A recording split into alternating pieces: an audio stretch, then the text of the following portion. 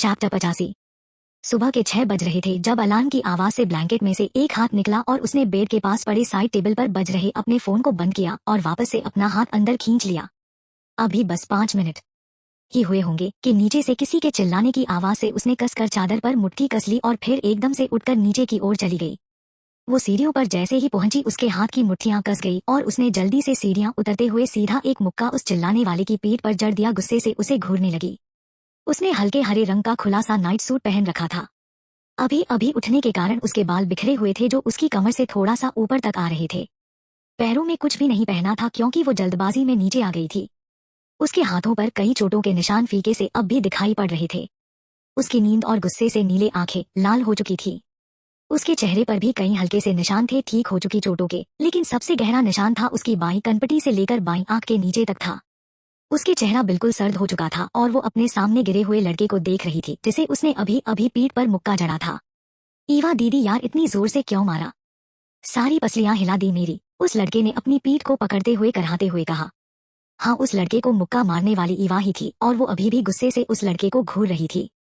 तो तुझे कितनी बार बोलना पड़ेगा कि सुबह सुबह इतना शोर मत मचाया कर, उसे डिस्टर्ब होता है, उस लड़के के पीछे खड़े आदमी ने कहा जो दिखने में 70 के करीब लग रहे थे।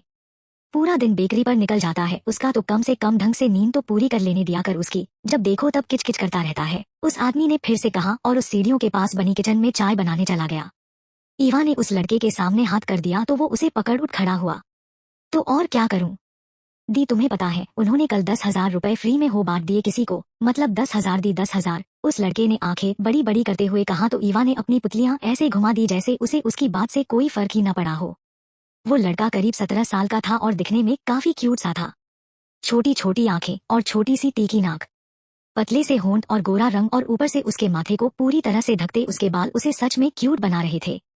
कद काठी में वो ईवा से छोटा ही लग रहा था। अंकल चाय बन गई क्या? ईवा ने बिना उस लड़के की बात पर ध्यान दिए पूछा। अरे यार, मैं आप दोनों के लिए यहाँ क्या मिस्टर इंडिया बना हुआ हूँ जो मेरी बात पर ध्यान भी नहीं दिया जा रहा, उस लड़के ने भारी हैरानी से कहा, मगर दोनों में से किसी ने कोई जवाब नहीं दिया। उस लड़के ने दोनों की ओर देखा जो अब डाइनिंग टेबल पर बैठे अपनी अपनी चाय पीने लगे थे। वो एकदम से टेबल पर चढ़ गया और दोनों को घूरते हुए कहने लगा, जबकि उन दोनों में से किसी ने भी उस पर ध्यान नहीं दिया था। तो फिर ठीक है, अगर आप दोनों के लिए मैं अदृश्य हो चुका हूँ तो मतलब मेरे पास जादुई शक्तियाँ हैं और उन्हीं शक्तियों का आवाहन कर मैं आप दोनों को श्राप देता हूँ कि मिस्टर टकला प्रसाद और मिस मुर्दा डिकोस्टा आप दोनों का पेट इस चाय पीने के तुरंत बाद दुखने लग जाए। कुछ देर वहाँ खामोशी पसरी रही और जब उस लड़के ने नीचे चेयर्स पर देखा तो वहाँ कोई भी नहीं था। वो पैर पटकते हुए टेबल से नीचे उतर आया और कभी किचन में तो कभी ऊपर घूरने लगा, मगर कोई फायदा नहीं हुआ, इसलिए वो चुपचाप मुंह फुलाए अपने कमरे में चला गया। वहीं कुछ देर बाद अपने कमरे में ईवा नहाकर बाहर आई तो एक पल को ठिठक गई क्योंकि सामने ड्रेसिंग टेबल के पास कोई खड़ा था जिसे देखना अब उसकी आदत हो गई थी, और वो और कोई नहीं अगस्त्य था जो उसे ही देखते हुए मुस्कुरा रहा था। कभी तो मुस्कुरा दिया करो बेबी डॉल, अगस्त्य ने ड्रेसिंग टेबल से टेक लगाए ईवा को प्यार से देखते हुए कहा। तो ईवा की आंखें नम हो गई। वो धीमे कदमों से उसकी तरफ बढ़ने लगी और जैसे ही उसे छूने लगी वो एकदम से गायब हो गया। ईवा ने बेचैनी से इधर उधर देखा लेकिन कहीं भी अगस्त्य नहीं था। 6 साल हो चुके थे उस गुजरे वक्त को, लेकिन ईवा जैसे आज भी वहीं खड़ी रह गई थी। 6 साल पहले उस दिन ईवा उस घर से जब बाहर निकली तो उसने बाहर एक आदमी के फोन से पुलिस स्टेशन और हॉस्पिटल फोन किया था, जिसके बाद वो बस दिशाहीन सी चले जा रही थी। उसकी हालत काफी ज्यादा खराब थी, लेकिन सांसें थी कि उसका साथ ही नहीं छोड़ रही थी। खून काफी बहा था उसका भी और जख्म दर्द की हर सीमा पार कर चुके थे जब लड़खड़ा कर वो गिर गई। उसने अपने होश संभाल इधर उधर देखा तो वो उस घर से काफी दूर आ चुकी थी, लेकिन अभी भी वो शहर के अंदर ही थी। आते जाते लोग उसे देख रहे थे, लेकिन देखने के अलावा किसी ने उसकी मदद के लिए आगे कदम नहीं बढ़ाए। आखिर खून से सनी हुई थी और चोटें इतनी थी कि सब डर रहे थे कि अगर उन्होंने मदद की तो कहीं वो ही पुलिस के चक्कर में न फंस जाएं। ईवा लड़खड़ाते हुए एक पब्लिक वाटर सप्लाई नल के पास आई और उसके नीचे बैठ उसने नल चालू कर दिया।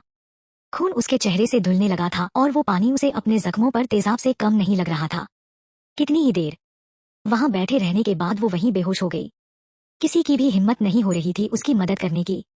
शायद उस दिन वो जिंदा न बचती अगर एक गाड़ी आकर उसके पास न रुकती। ईवा के पास एक गाड़ी आकर रुकी और उसमें से एक बुजुर्ग और एक छोटा बच्चा बाहर निकला। उसकी उम्र 11 की रही होगी। उस बुजुर्ग आदमी ने जल्दी से ईवा की नब्ज चेक की तो ईवा की सांसें चल रही थी। उसके पास खड़ा बच्चा खामोश सा ईवा को देख रहा था। वहीं टैक्सी ड्राइवर घबराया सा खड़ा था जब उसके कानों में उस बुजुर्ग आदमी की आवाज पड़ी। ये जिंदा है, हमें इसे जल्दी हॉस्पिटल लेकर जाना होगा, उस आदमी ने जल्दी से कहा। तो टैक्सी ड्राइवर ने उसे समझाते हुए थोड़ा घबरा कर कहा, साहब जी छोड़िए उसे, क्यों पुलिस के चक्कर में पड़ना चाहते हो। उस आदमी ने ड्राइवर की बात सुन गुस्से से उसे देखा और फिर अपने पास खड़े लड़के की ओर देख कहा, रौनक बेटा मेरी मदद करो दीदी को गाड़ी में बैठाने में। उस लड़के ने हाँ में सिर हिलाया और उस आदमी की मदद करने लगा, जिसे देख मजबूरी में ड्राइवर को भी उनकी मदद करनी पड़ी। ईवा को गाड़ी में बैठा कर वो सीधा हॉस्पिटल के लिए निकल गए। ईवा को अगले दिन होश आया था। उस आदमी ने हॉस्पिटल में ईवा को एडमिट करवाने के लिए अपना नाम हितेश प्रसाद दिया था और रिश्ते में ईवा को अपनी पोती बताया था। ईवा की चोटों को देख पुलिस केस बनता था, लेकिन हितेश जी ने पैसे देकर सब संभाल लिया था, क्योंकि पैसों के आगे सबकी जुबान बंद हो जाती है। अगली सुबह जब ईवा को होश आया तो उसने खुद को हॉस्पिटल में पाया था। हितेश जी और रौनक उसके पास ही थे। ईवा को होश में आया देख डॉक्टर ने चेकअप कर ईवा को खतरे से बाहर बता दिया था और उसे घर ले जाने की इजाजत भी दे दी थी। ईवा बिल्कुल खामोश थी जब हितेश जी ने उसे अपने साथ जाने के लिए कहा था। ईवा जाने को तैयार नहीं थी, मगर जब रौनक ने ईवा से जाने के लिए कहा तो उसका मासूम सा चेहरा देख वो मना नहीं कर पाई। रौनक हितेश जी का पोता था, लेकिन वो अपने माता पिता के साथ दूसरे शहर रहता था और हितेश जी भोपाल में रहते थे। मगर कुछ दिनों पहले ही एक एक्सीडेंट में दोनों की मौत हो गई और हितेश जी उन्हें ही विदा करने गए थे और साथ में रौनक को अपने साथ लाने। तकलीफ कम नहीं थी अपने बेटे की चिता को अग्नि देने की, लेकिन किस्मत के आगे कोई कुछ नहीं कर सकता। रौनक को देख ईवा को रोहन की याद आ गई थी कि अगर वो जिंदा होता तो इस समय रौनक जितना ही बड़ा होता और दूसरा ईवा यहाँ से वैसे भी जाने वाली थी, क्योंकि इस शहर में अब उसका कुछ बाकी नहीं था और वो हितेश जी और रौनक के साथ भोपाल आ गई थी। भोपाल में हितेश जी की एक बेकरी शॉप थी, जहां ईवा ने अपने ठीक होने के बाद उनसे काम सीखा और फिर उसने पूरी बेकरी को संभाल लिया था, क्योंकि हितेश जी से इतना काम होता नहीं था। इन सब में हितेश जी को ईवा ने अपनी सारी सच्चाई बता दी थी। उन्हें ईवा की सच्चाई जान कुछ समय लगा था उसे एक्सेप्ट करने में, लेकिन फिर ईवा को एक नई शुरुआत करने का कह उन्होंने पुरानी बातें कभी दोहराने से मना कर दिया था। ईवा पिछले 6 सालों से उन्हीं के साथ थी और उनकी बेकरी को बहुत अच्छे से संभाल रही थी, जो पहले से काफी मशहूर हो चुकी थी। ईवा तैयार होकर नीचे गई तो रौनक अपनी यूनिफॉर्म पहने खड़ा था। ईवा को आया देख वो जल्दी से उसके पास गया और उसका हाथ पकड़ झुलाते हुए ईवा को मक्खन लगाते हुए कहने लगा, दीदी मेरी प्यारी ईवा दीदी, क्या चाहिए। ईवा ने अपने हाथ छुड़ा जूते पहनते हुए पूछा। 3000, रौनक ने झट से कहा तो ईवा ने उसे घूर कर देखा। ऐसे मत देखो, आज हम सब दोस्तों ने पिकनिक जाने का प्लान बनाया है, इसलिए पैसे चाहिए। रौनक ने ईवा की बाजू सहलाते हुए कहा तो ईवा ने गहरी सांस ली और उसकी बाजू पकड़ उसे अपने सामने खड़ा कर लिए। अगर मुझे पता चला कि तुमने ये पैसे पिकनिक की जगह अपनी उस छोटी सी गर्लफ्रेंड पर खर्च किए हैं तो आगे से 100 रुपए भी नहीं मिलेंगे। पढ़ाई पर ध्यान दो, ईवा ने सख्त लहजे में कहा और रौनक के हाथ में 3000 पकड़ा दिए। रौनक ने खुशी से उछलते हुए ईवा को हक कर लिया और उसके गाल पर हल्का सा किस कर भाग गया। ईवा ने गहरी सांस लेने में सिर हिलाया और फिर हितेश जी के कमरे की ओर चली गई। हितेश जी अपनी दवाई ले रहे थे जब ईवा उनके सामने आकर खड़ी हो गई। क्या हुआ बेटा, हितेश जी ने उसका हाथ पकड़ अपने पास बैठाते हुए पूछा। अंकल ये कल के पैसे और 3000 रौनक को दे दिए, उसे अपने दोस्तों के साथ पिकनिक पर जाना था। कल आप सो गए थे इसलिए मैंने आपको डिस्टर्ब नहीं किया। ईवा ने हितेश जी के हाथ पर कल की पूरी कमाई रखते हुए कहा। 6 साल हो गए हैं बेटा, लेकिन अब भी तुमने हमें अपना नहीं माना ना। हितेश जी ने उन पैसों को देख शिकायत की। ऐसा बिल्कुल भी नहीं है अंकल, आपने तो मेरे अपनों से भी ज्यादा अपने हैं। बिना किसी रिश्ते से मुझे इतना प्यार देते हैं, लेकिन मैं अपने दिल पर कोई बोझ नहीं रखना चाहती, क्योंकि पहले से ही इतना भार है कि और कुछ संभाला नहीं जाएगा। ईवा ने गंभीर लहजे में कहा। मुस्कुराना तो जैसे वो भूल ही गई थी, या ऐसा कहना भी गलत नहीं था कि मुस्कुराने का भाव उसके अंदर से खत्म ही हो चुका था। ऐसी बातें नहीं करते बेटा, भगवान के घर में देर है अंधेर नहीं, और मैं भी तो तुम्हें अपने स्वार्थ के चलते ही लेकर आया था। रौनक के माता पिता तो चले गए, लेकिन उसकी जिम्मेदारी तो मुझे लेनी ही थी, मगर कब तक जिंदा रह पाऊंगा। अपनी उम्र को देखते हुए ही मैंने तुम्हें इस घर में आसरा दिया था, ताकि मेरे जाने के बाद तुम मेरे बच्चे का अच्छे से ख्याल रख सको। लेकिन ये स्वार्थ प्यार में कब बदल गया ये तो हमें भी नहीं पता चला, इसलिए मुझे अच्छा नहीं लगता जब तुम ऐसे हिसाब देती हो। अब ये सब कुछ तुम्हारा और रौनक का ही है, तो इसे जैसे चलाना है ये तुम दोनों देखो। हितेश जी ने वो पैसे ईवा के हाथ में वापस पकड़ा दिए। लेकिन अंकल, ईवा ने कुछ कहना चाहा, मगर हितेश जी ने उसके सिर पर प्यार से हाथ रख कहा, दादू नहीं कहती चलेगा, लेकिन ऐसे पैसे देकर और हिसाब देकर पराया मत बनाया करो। उस बेकरी को अब तुम संभालती हो तो वहाँ जो भी मुनाफा होता है वो तुम्हारा है, और उसे तुम्हें कैसे खर्च करना है ये तुम देखो। मुझे तो बस मेरे दोनों बच्चे मुस्कुराते दिखने चाहिए। इतना कहकर हितेश जी कमरे से बाहर चले गए और ईवा अपने हाथ में पकड़े पैसों को देखने लगी। हितेश जी ने उससे कहा था कि वो भी रौनक की तरह उन्हें दादू कहा करे, लेकिन ईवा ने ये कहकर मना कर दिया था कि वो रिश्ते नहीं निभा पाती। इसके आगे हितेश जी ने उसे मजबूर नहीं किया। ईवा ने आधे पैसे वहीं बेड के ड्रॉर में रख दिए और आधे लेकर बेकरी के लिए निकल गई। बेकरी सुबह 10 बजे खुलती थी और वहां पर ईवा के अंडर 7 लोग काम करते थे। पहले ईवा ही सब संभालती थी, मगर अब वो सिर्फ सबको उनका काम समझाती थी और किसी चीज की कमी हो उसे लाकर पूरा कर देती थी। सुबह से शाम और शाम से रात हो चुकी थी और बेकरी बंद करने के लिए ईवा ने सारी लाइट्स ऑफ कर दी।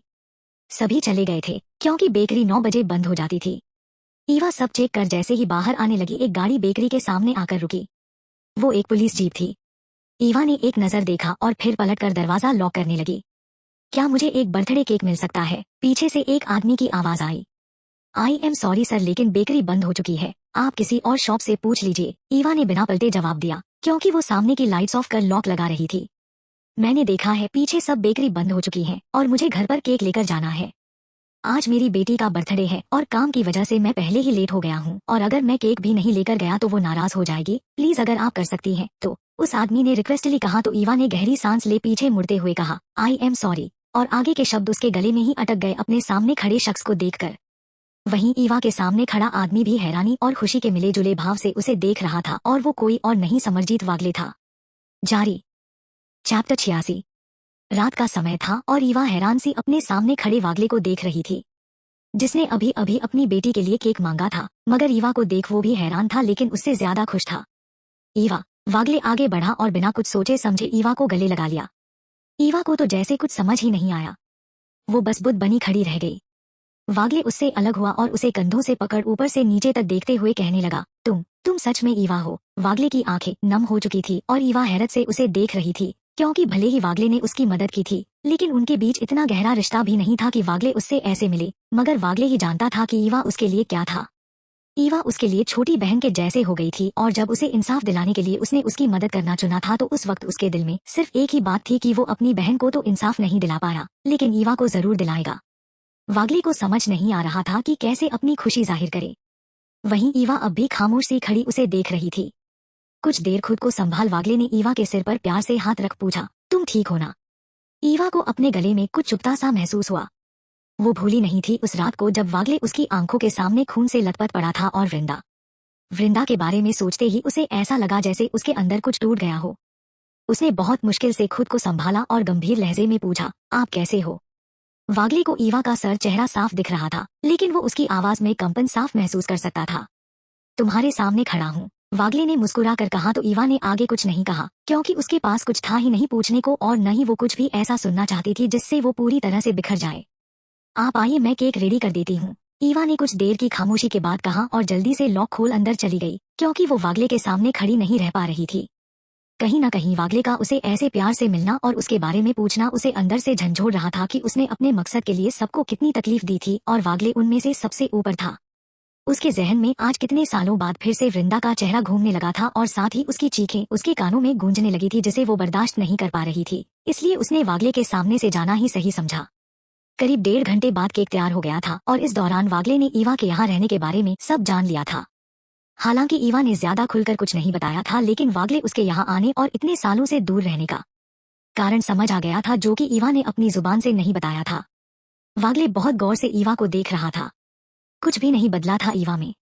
वो आज भी वैसी ही थी, बिना किसी भाव के, लेकिन आज उसकी आंखों में एक बेचैनी साफ देखी थी वागले ने। ईवा ने किसी के बारे में कुछ भी नहीं पूछा, बस जितना वागले ने बताया उतना सुन लिया। उसने खुद से कुछ भी नहीं पूछा था। आरित्र को 5 महीने बाद होश आया था, और जब उसे ईवा के जाने के बारे में पता चला तो उसे बहुत बुरा लगा था, लेकिन किसी ने भी ईवा को ढूंढना बंद नहीं किया था। मगर ईवा के बारे में किसी को कुछ पता नहीं चला था। शायन भी कुछ दिनों तक बेहोश ही रहा था और उसका ऑपरेशन करना पड़ा था। बैरन की द्वारा उसके सिर पर किए वार की वजह से खून काफी बहा था, और साथ ही उसके ब्रेन की एक नस डैमेज हो गई थी, जिसकी वजह से उसका ऑपरेशन करना पड़ा था। हालांकि ऑपरेशन के बाद शायन का बचना मुश्किल था, लेकिन वो सरवाइव कर गया था। उसके लिए खुद को संभालना सबसे ज्यादा मुश्किल था। अपने पापा को खोना और ईवा का ऐसे चले जाना वो एक्सेप्ट नहीं कर पा रहा था। बहुत मुश्किल से उसने ईवा का साथ देने का फैसला किया था, मगर बैरन उसका पिता था, इसलिए उसे तकलीफ हो रही थी उसके जाने की, मगर वो सच से मुंह नहीं मोड़ रहा था। सबके लिए आसान नहीं था जिंदगी में आगे बढ़ना, मगर उसके अलावा दूसरा कोई रास्ता भी नहीं था। सर, आपकी बेटी का नाम? ईवा के पूछने पर वागले वर्तमान में लौटा और कुछ पल ईवा को देख कहा, ईवा। ईवा हैरान सी उसे देखने लगी तो वागले ने मुस्कुरा कर कहा, मेरी बेटी का नाम ईवा है। ईवा कुछ पल रुक केक पर नाम लिखने लगी। कैंडल? ईवा ने पूछा तो वागले ने 3 साल कह दिया। ईवा को एक बार फिर अपने अंदर कुछ टूटता सा महसूस हुआ, क्योंकि वो समझ गई थी कि उस दिन वागले और वृंदा ने अपनी जिंदगी की हसीन खुशियों को भी खो दिया था, अपने बच्चे को खो दिया था। ईवा ने खुद को जैसे पत्थर का बना लिया और केक पैक कर वागले की ओर बढ़ा दिया। वागले पेमेंट करने लगा तो ईवा ने झिझकते हुए उसके हाथ पर हाथ रख दिया और बिना वागले की ओर देख कहने लगी, पहले ही बहुत बड़ा कर्ज है मुझ पर, आप इसे और मत बढ़ाइए क्योंकि मैं चुका नहीं पाऊंगी। मेरी बेटी से मिलोगी। वागले ने कुछ पल की खामोशी के बाद कहा तो ईवा की आंखें नम हो गई, मगर उसने गहरी सांस ले कहा, बहुत समय बाद आपको खुशियां मिली हैं सर, और मैं उन पर अपनी परछाई भी नहीं पड़ने देना चाहती। मैं नहीं सामना कर पाऊंगी आपकी फैमिली का। सांस ले रही हूँ क्योंकि उन्हें रोकने की कोशिश हर बार बेकार रही है, लेकिन उसके अलावा मैं और कुछ कर नहीं पाऊंगी। वागले को ईवा की भावहीन सी आंखों में असीम दर्द दिख रहा था, इसलिए उसने आगे कुछ नहीं कहा, बस हल्के से उसका सिर सहला दिया। क्या कल मिल सकता हूँ तुमसे? वागले ने जाने से पहले पूछा तो ईवा को समझ नहीं आया कि क्या जवाब दे। सर, ईवा ने मना करना चाहा, लेकिन वागले की बात सुन वो कुछ नहीं कह पाई। वृंदा मिलना चाहती थी तुमसे, और आज भी जब कभी तुम्हारा जिक्र होता है तो उसकी एक ही ख्वाहिश होती है कि वो एक बार तुमसे मिलना चाहती है। ईवा ने हाँ में सिर हिला दिया, क्योंकि वृंदा की वो सबसे बड़ी गुनहगार थी। उसकी वजह से उसने अपना बच्चा खो दिया था, जिसे सिर्फ महसूस कर ही वृंदा के चेहरे की बढ़ती चमक को देखा था ईवा ने। वृंदा को हक था ईवा से शिकायत करने का और उसे सजा देने का, और अब वो उससे भागना नहीं चाहती थी, इसलिए उसने हामी भर दी। वागले के जाने के बाद ईवा धम से वहीं कुर्सी पर बैठ गई। उसकी आंखें खाली थी, लेकिन अंदर एक तूफान सा उठ रहा था। कैसे सामना करेगी वो वृंदा का? उसकी वजह से वागले और वृंदा ने अपनी पहली संतान खो दी, जिसके लिए न जाने उन्होंने कितने सपने संजोए होंगे। उसका बांध आखिरकार टूट गया और वो सिसक पड़ी। कोई नहीं था उसे संभालने वाला, और आज वो खुद भी किसी के सामने नहीं जाना चाहती थी, मगर रौनक की कॉल ने उसे मजबूर कर दिया खुद को एक बार फिर से संभलने के लिए। दी, आप कितना टाइम लगाओगे? 12 बजने वाले हैं। रौनक की बात सुनी ईवा ने टाइम देखा तो सच में 12 बजने वाले थे, जिसका उसे ध्यान ही नहीं रहा। वागले को गए आधे घंटे से ऊपर हो चुका था, मगर उसे कुछ पता ही नहीं चला। मैं आ रही हूँ, तुम सो जाओ, ईवा ने गंभीर लहजे में कहा, मगर अपनी आवाज में छिपी नमी को वो रौनक से छुपा नहीं पाई। दी, आप ठीक हो ना? रौनक ने फिक्र से पूछा तो ईवा ने बस हम कहा और कॉल कट कर दिया, क्योंकि इससे ज्यादा वो खुद को संभाल नहीं पाती। कुछ देर और बैठ उसने गहरी सांस ली और बेकरी बंद कर घर की ओर निकल गए। बेकरी से घर करीब आधे घंटे की दूरी पर था, और आज वो काफी ज्यादा लेट हो गई थी, इसलिए वो पैदल ही घर की ओर जाने लगी। घर आते ही उसे हॉल में डाइनिंग टेबल के पास रौनक उसका इंतजार करते हुए सोता दिखा। वो उसके पास आई और धीरे से उसके सिर को प्यार से सहला दिया। रौनक के साथ वो हमेशा स्ट्रिक्ट ही रहती थी, लेकिन रौनक के बिना अब उसके लिए सब अधूरा सा ही लगता था। रौनक बहुत ही सेंसिटिव माइंड का था, और ईवा को हमेशा डर लगा रहता था कि अगर उसकी सच्चाई कभी रौनक के सामने आ गई तो वो क्या करेगी। हितेश जी को ईवा की सच्चाई पता थी, मगर रौनक इससे अनजान था। पिछले 6 सालों में ईवा उसके लिए बहुत ज्यादा जरूरी हो गई थी, और अगर किसी दिन उसे ईवा न दिखे तो वो पूरा दिन खाना तक नहीं खाता था। ईवा उसे कई बार पीट भी देती थी, लेकिन रौनक का प्यार ईवा के लिए कभी कम नहीं हो पाया, और अब ईवा को डर लग रहा था कि कहीं उसकी सच्चाई रौनक के सामने न आ जाए, क्योंकि उसका अतीत उसके वर्तमान के दरवाजे पर खड़ा था। दी, आप बैठो, मैं खाना लगाता हूँ। रौनक की आवाज से ईवा होश में आई। उसे पता ही नहीं चला कब रौनक की नींद खुल गई थी। वो बस अपने ही ख्यालों में गुम उसका सिर सहलाए जा रही थी। नहीं, रहने दो, मुझे भूख नहीं है, ईवा ने मना किया, मगर रौनक ने मासूम सा चेहरा बनाकर कहा, लेकिन दी, मुझे भूख लगी है। तुमने खाना नहीं खाया? ईवा ने थोड़ी सख्ती से पूछा तो रौनक ने न में सिर हिला दिया। ईवा ने गहरी सांस ली और किचन की तरफ जाते हुए कहने लगी, बैठो, मैं लाती हूँ खाना। रौनक मुस्कुराते हुए बैठ गया।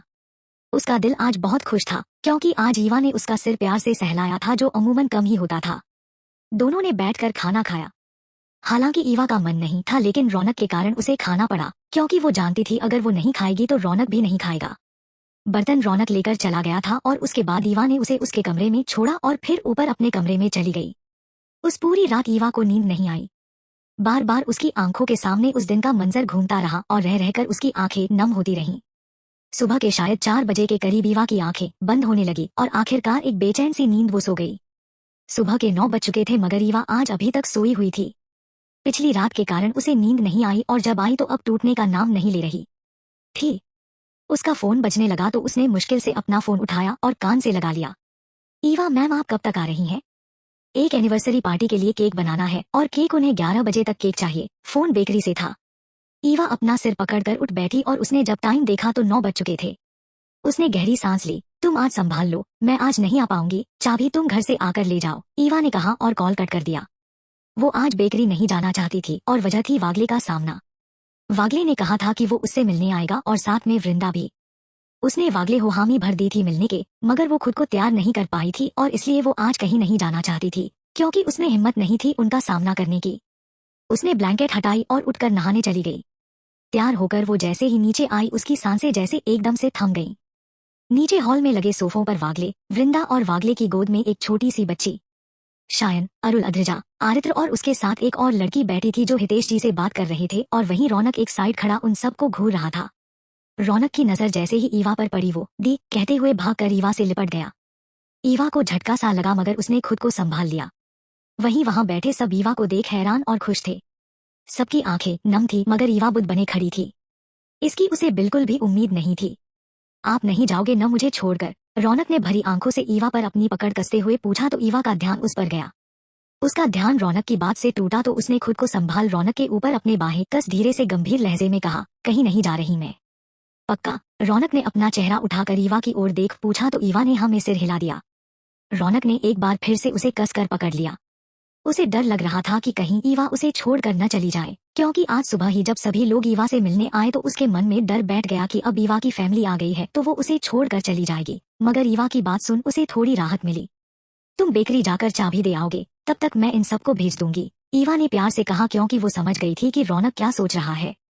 आप पक्का नहीं जाओगे न? रौनक को लगा शायद ईवा जानबूझकर उसे भेज रही है। तुम्हारी दी ने कभी तुम्हें झूठा वादा किया है क्या? ईवा ने कहा तो रौनक ने न में सिर हिला दिया। तो फिर जाओ और जल्दी आ जाना। रौनक को न चाहते हुए भी ईवा की बात माननी पड़ी। वो जाने लगा तो हितेश जी ने उसे रोक दिया। ईवा बेटा तुम इन सब से बात कर लो, सुबह से तुम्हारा इंतजार कर रही हैं। माधवी का फोन आया था, उसने बताया कि तुम आज बेकरी नहीं जा रही हो तो मैं चला जाता हूँ। आज संभाल लूंगा मैं वहाँ पर, तुम इनसे मिल लो, हितेश जी ने कहा और ईवा का जवाब सुने बिना रौनक के साथ बेकरी के लिए चले गए। घर में खामोशी सी छा गई थी जब ईवा को एकदम से झटका लगा और वो लड़खड़ा गई, मगर उसने खुद को संभाल लिया। अद्रिजा उसके गले लगे हुए थी और पागलों की तरह रोए जा रही थी, मगर ईवा सूनी आंखों से उन सबको देख रही थी जो उसे ही खुशी से देख रही थे। ईवा के दिल में हुक सी उठी ये सोच कि काश आज अगस्त्य जिंदा होता तो आज वो भी इन सब के साथ यहाँ होता, मगर वो जानती थी कि ये अब कभी मुमकिन नहीं होगा। उसकी आंख से आंसू लुढ़क कर उसकी गाल पर आ गए लेकिन उसकी हिम्मत नहीं हुई अद्रिजा को थामने की। क्यों चली गई थी तुम? एक बार बात तो करती, कुछ बता तो देती। तुम्हें अंदाजा भी है कहाँ कहाँ नहीं ढूंढा तुम्हें हम सबने। अद्रिजा रोते हुए ईवा से शिकायत कर रही थी लेकिन ईवा खामोश सी खड़ी थी। अद्रिजा ईवा से अलग हुई तो उसने ईवा का चेहरा अपने दोनों हाथों के थाम लिया। ईवा सूनी आंखों से उसे देखने लगी मगर अद्रिजा ने उसके माथे को चूम लिया। बहुत बुरी हो तुम, हमें ऐसे कैसे छोड़कर जा सकती थी तुम, मैंने बहुत मिस किया तुम्हें। अद्रिजा अभी बोल ही रही थी जब उसे एकदम से किसी ने पीछे खींच लिया। ईवा कुछ समझ पाती उससे पहले ही आरित्र उसके गले लगा हुआ था। उसने बहुत कसकर ईवा को पकड़ा था मगर ईवा के अंदर से जैसे सारी जान ही निकल गई थी। मुझे पता है तुम्हें ये सब पसंद नहीं, लेकिन आज तुम्हें मैं नहीं छोड़ने वाला। आरित्र एकदम से रो पड़ा था। ईवा ने मुश्किल से अपना एक हाथ धीरे से आरित्र की पीठ पर रखा तो आरित्र बच्चों के जैसे रो पड़ा। मुझे लगा मैं तुम्हें नहीं बचा पाया। आई एम सॉरी ईवा, मैंने तुम्हें गलत समझा और मेरी वजह से तुम उन लोगों के चुंगल में। I am sorry. Aritra Eva को छोड़ने को तैयार ही नहीं था। ईवा को आज जाकर महसूस हुआ कि उसका वहां से सबको छोड़कर आने का फैसला कहीं न कहीं गलत था, लेकिन तब उसके लिए यही सही था। ईवा ने बहुत हिम्मत कर वृंदा की ओर देखा जो कब से उसे ही देखे जा रही थी और ईवा बच रही थी उससे नजरें मिलाने से, लेकिन अब ये मुमकिन नहीं था। वृंदा ने वागले की गोद से अपनी बच्ची को लिया और अपने कदम ईवा की तरफ बढ़ा दिए। जारी। चैप्टर 87। सुबह का समय था जब उस घर में आरित्र ईवा को गले लगाए खड़ा था और बच्चों की तरह रोए जा रहा था।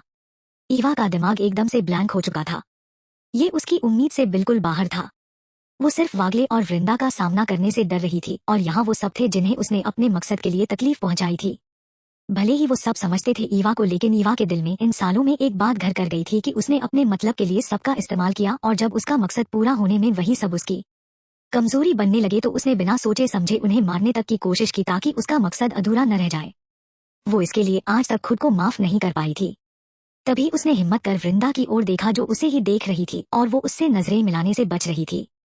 वृंदा ने ईवा की ओर देखा और फिर वागले की गोद से अपनी बेटी को लिया और ईवा की ओर कदम बढ़ा दिए। ईवा का दिल बहुत तेजी से धड़क रहा था। उसे बहुत ज्यादा घबराहट हो रही थी मगर उसके चेहरे पर कोई भाव ही नहीं दिख रहे थे, जैसे उसके चेहरे को भी आदत पड़ गई थी कोई भी जज्बात जाहिर न करने की। वृंदा ईवा के सामने आकर खड़ी हो गई। वृंदा की गोद में पकड़ी बच्ची ईवा को देख रही थी जो खाली आंखों से उसे ही देखे जा रही थी। वो थोड़ी सी घबराई हुई थी क्योंकि अचानक से इतने सारे लोगों के बीच उसे डर लग रहा था। वृंदा ने अपनी बच्ची को अद्रिजा को थमा दिया और अद्रिजा उसे लेकर बाहर चली गई। कैसी हो? वृंदा ने हल्के से मुस्कुरा कर पूछा तो आरित्र ईवा से अलग हुआ और वहीं ईवा खामोश सी खड़ी वृंदा को देखे जा रही थी। उसे ऐसे लग रहा था जैसे उसकी आवाज उसका साथ छोड़ गई थी और वो चाहकर भी कुछ बोल नहीं पा रही थी। ईवा को सांस लेना मुश्किल हो गया, लेकिन फिर भी खुद को संभाल खड़ी थी वो। सभी अब थोड़े खामोश हो गए थे, क्योंकि ईवा ने अब तक एक शब्द तक नहीं बोला था उनसे। जब ईवा ने कोई जवाब नहीं दिया तो वृंदा ने गहरी सांस और ईवा को गले लगा लिया। ईवा ने ऐसे सांस ली जैसे उसकी सांसें कब की रुकी हुई थी। आई am sorry Eva, I am really sorry. मेरे पापा ने जो कुछ भी किया उसके लिए मैं तुमसे माफी मांगना चाहती थी, मगर तुमने मौका ही नहीं दिया। ईवा के लिए अब बर्दाश्त करना मुश्किल हो रहा था, लेकिन वो चाहकर भी खुलकर रो नहीं पा रही थी। आदत जो नहीं रही थी किसी के सामने ऐसे बिखरने की, और जिसके सामने वो बिखरना चाहती थी वो अब था नहीं। काश पापा ने तुम्हारी मदद की होती तो आज सब सही होता। मुझे माफ कर दो ईवा, मेरी वजह से पापा ने तुम्हारी मदद नहीं की थी और तुमने बिना किसी गलती के कितना कुछ भुगता। वृंदा ईवा से अलग हुई। तुमने एक बार भी दोबारा लौटने की कोशिश नहीं की। हिम्मत नहीं हुई। बहुत मुश्किल से ईवा के गले से लफ्ज निकले और उसने अपने नजरें झुका ली। वृंदा का सामना करना उसके लिए सबसे ज्यादा मुश्किल था। कैसे लौटती और कैसे सामना करती मैं आप सबका। सारी हिम्मत उस दिन ही खत्म हो गई थी। मेरी मेरी वजह से आपका और सर। हिम्मत नहीं थी आपका सामना करने की मुझ में। बिना किसी गलती के सिर्फ मेरी वजह से आपका और सर का। ईवा के जुबान पर बात बार बार आकर अटक जाती और वो चाहकर भी बोल नहीं पा रही थी कि उसकी वजह से आपका बच्चा उन्हें छोड़कर चला गया, लेकिन वृंदा समझ रही थी। वो जानती थी कि ईवा क्या कहना चाहती है। ईवा की आवाज काफी धीमी थी जो सिर्फ वृंदा को सुन रही थी, क्योंकि वो बहुत ज्यादा हिम्मत कर बोल पा रही थी। लोगों को एक झटके में मारने वाली ईवा आज सिर्फ बोलने से डर रही थी। वृंदा को समझ नहीं आया कि क्या कहे, क्योंकि जब उसे पता चला था कि उसका बच्चा नहीं रहा तो एक पल को उसे भी ईवा से नफरत हुई थी, क्योंकि ईवा को वजह से ही उसे किडनैप किया गया था। लेकिन जब ईवा की सच्चाई अपने आंखों से देखा, जब अपने पापा की सच्चाई से रूबरू हुई तो सारी नफरत खत्म हो गई थी और बचा था तो सिर्फ एक गिल्ट कि उसकी वजह से एक बच्ची की जिंदगी बर्बाद हो गई। उसकी जान बचाने के लिए उसके पापा ने ईवा की मदद नहीं की और इतनी दरिंदगी सहने के बाद भी उसे ही सबकी नफरत का सामना करना पड़ा। अपने बच्ची के जाने का दुख है मुझे ईवा, और शायद सारी जिंदगी रहेगा, लेकिन खुशी इस बात की है कि मेरे दिल के ऊपर जो बोझ था वो उतर गया। ईवा के हाथों को पकड़, तुम्हारी वजह से कुछ नहीं हुआ ईवा।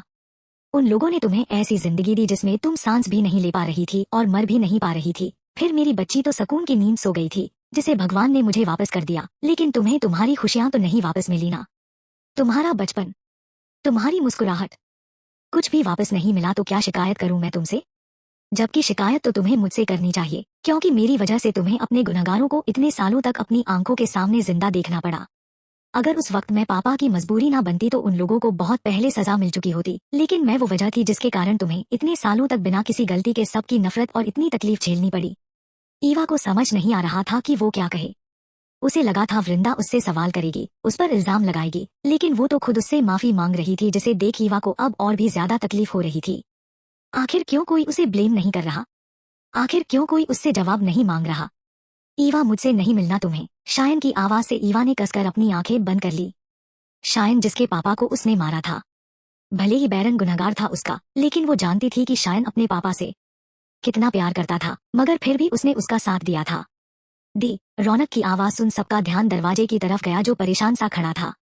वो आधे रास्ते ही लौट आया था, क्योंकि उसके अंदर से ये डर निकल नहीं पा रहा था कि उसकी दी उसे छोड़कर चली जाएगी। रौनक ने ईवा की आंखों में आंसू देखे तो जल्दी से उसके पास आ गया और वृंदा को उससे दूर कर ईवा के सामने खड़ा हो गया। उसके चेहरे पर गुस्सा साफ झलक रहा था। आप मेरी दी को क्यों रुला रहे हो? रौनक ने वृंदा को घूर कर कहा। अद्रिजा, जो रौनक को आता देख उसके पीछे ही अंदर आ गई थी, वो थोड़ी हैरानी से ईवा को देख रही थी, जो अपने कांपते हाथों से रौनक की शर्ट पकड़कर खड़ी थी। हम उसे रुला नहीं रहे, बस काफी सालों बाद मिले हैं इसलिए इमोशनल हो गए थे, शायन ने कहा तो रौनक ने उसे घूर कर देखा और फिर ईवा की तरफ पलट गया। ईवा के हाथ से रौनक की शर्ट सरक गई, लेकिन उसने अपना चेहरा उठाकर सामने नहीं देखा। दी, आपको ये सब परेशान कर रहे हैं क्या? रौनक ने ईवा के कांपते हाथों को थाम पूछा तो सबका ध्यान ईवा के कांपते हाथों पर गया। कोई कुछ समझ पाता उससे पहले ही ईवा एकदम से गिर गई। शायद अगर ईवा के पास नहीं खड़ा होता तो ईवा को चोट आ जाती। ईवा बेहोश हो गई थी। शायद इतना ज्यादा स्ट्रेस और दर्द वो अब बर्दाश्त नहीं कर पाई। दी क्या हुआ? रौनक एकदम से घबरा गया था और यही हाल सबका था। शायन ने जल्दी से ईवा को अच्छे से संभाल उठाया और सोफे पर लिटा दिया। रौनक रोने लगा था, मगर वागले ने उसके सिर को सहलाकर उसे समझाते हुए कहा, बेटा अभी रोने का समय नहीं है, जल्दी से डॉक्टर को बुला लाओ। रौनक ने हड़बड़ाए से डॉक्टर को कॉल कर दिया और ईवा के पास उसका हाथ पकड़कर बैठ गया। सभी परेशान थे। सब समझ रहे थे ईवा की हालत, लेकिन उसके अंदर दर्द का कैसा तूफान उठ रहा था उसका कोई अनुमान भी नहीं लगा सकता था। जब डॉक्टर आए तो सब डॉक्टर के कुछ कहने का इंतजार करने लगे। ईवा को चेक कर डॉक्टर ने उसे एक इंजेक्शन दे दिया और फिर रौनक को देख पूछा, तुम्हारी दी को कोई टेंशन है क्या? रौनक ने कोई जवाब नहीं दिया, बस बाकी सबकी तरफ घूर कर देखा। डॉक्टर ने भी सबकी ओर देखा। ये सब लोग? डॉक्टर ने पूछा तो अद्रिजा ने आगे आ कहा, मैं ईवा की बहन हूँ, बस उससे मिलने आए थे। डॉक्टर ने थोड़ी हैरानी से उसे देखा, क्योंकि भोपाल आने के बाद ईवा का चेकअप वही करते थे। ईवा के घाव भरने में काफी टाइम लगा था, इसलिए वो थोड़े हैरान थे, क्योंकि ईवा और हितेश जी ने बताया था कि ईवा का कोई नहीं है। हितेश जी से काफी अच्छी जान पहचान थी उनकी, इसलिए वो जानते थे कि ईवा उन्हें कैसी हालत में मिली थी। डॉक्टर ने गहरी सांस ली और कहा, ज्यादा स्ट्रेस की वजह से बेहोश हो गई है ईवा, उसे कुछ देर आराम की जरूरत है, इसलिए मैंने नींद का इंजेक्शन लगा दिया है। शाम तक होश आ जाएगा एंड उम्मीद करता हूँ कि उसे और ज्यादा स्ट्रेस न हो। सभी ने हाँ में सिर हिला दिया तो डॉक्टर वहां से चले गए। रौनक ईवा का हाथ थामे उसके कंधे पर सिर रखे बैठा था। उसका चेहरा बिल्कुल उदास हो चुका था। ईवा का कमरा कहाँ है? शायन ने पूछा तो रौनक ने उसे गुस्से से घूरते हुए कहा, आपको क्या करना है? अपने कमरे में, ईवा अच्छे से आराम कर लेगी इसलिए पूछ रहा था। शायन ने गहरी सांस ले कहा तो रौनक ने ईवा की ओर देखा और फिर ऊपर की ओर इशारा कर दिया। हितेश जी भी आ गए थे बेकरी में सब संभाल कर। ईवा को ऐसी हालत में देख वो भी परेशान हो गए थे। शायन ने ईवा को उठाया और उसे ऊपर लेकर चला गया। रौनक उसके साथ ही था। वो एक पल के लिए भी अब ईवा को अकेला नहीं छोड़ रहा था। ईवा को कमरे में छोड़ शायन नीचे आ गया। हितेश जी को सब मालूम था, इसलिए उन्होंने ईवा के होश में आने तक सबको यहीं रोक लिया। दोपहर में जब अद्रिजा ईवा को देखने गई तो रौनक वहीं पर सो गया था। उसे उस पर बहुत प्यार आ रहा था, क्योंकि उसे भी उसमें अपना छोटा सा रोहन दिखा था और उसके भी मन में एक ही बात आई थी कि अगर रोहन आज जिंदा होता तो रौनक जितना ही बड़ा होता। उसने प्यार से उसका सिर सहलाया और फिर संभाल कर उसे उठा लिया ताकि उसकी नींद न टूटे। एक नजर ईवा को देख वो नीचे चली गई। शाम हो चुकी थी जब सभी नीचे ही बैठे थे। रौनक भी उठ गया था, मगर हितेश जी ने उसे जबरदस्ती नीचे ही रोक लिया था, ये कहकर कि ईवा को अच्छे से आराम करने दो। अपनी दी के लिए आखिर वो मान ही गया। वहीं ईवा के कमरे में ईवा अब भी बेसुध सी पड़ी थी। उसे होश आ चुका था, मगर वो किसी का सामना नहीं करना चाहती थी, इसलिए अपनी आंखें तक नहीं खोल रही थी। तभी उसे अपने सिर पर प्यार भरा स्पर्श महसूस हुआ तो उसकी धड़कन एकदम से रुक गई, क्योंकि वो इस स्पर्श को अच्छे से जानती थी। मैं जानता हूँ तुम्हें होश आ चुका है बेबी डॉल। अगस्त्य की आवाज सुन ईवा ने झटके से आंखें खोल दी और उसकी आंखों के सामने अगस्त्य का मुस्कुराता चेहरा था, लेकिन वो कुछ अलग था। अगस्त्य के बाल अब छोटे थे, पहले के जैसे कंधों तक नहीं थे।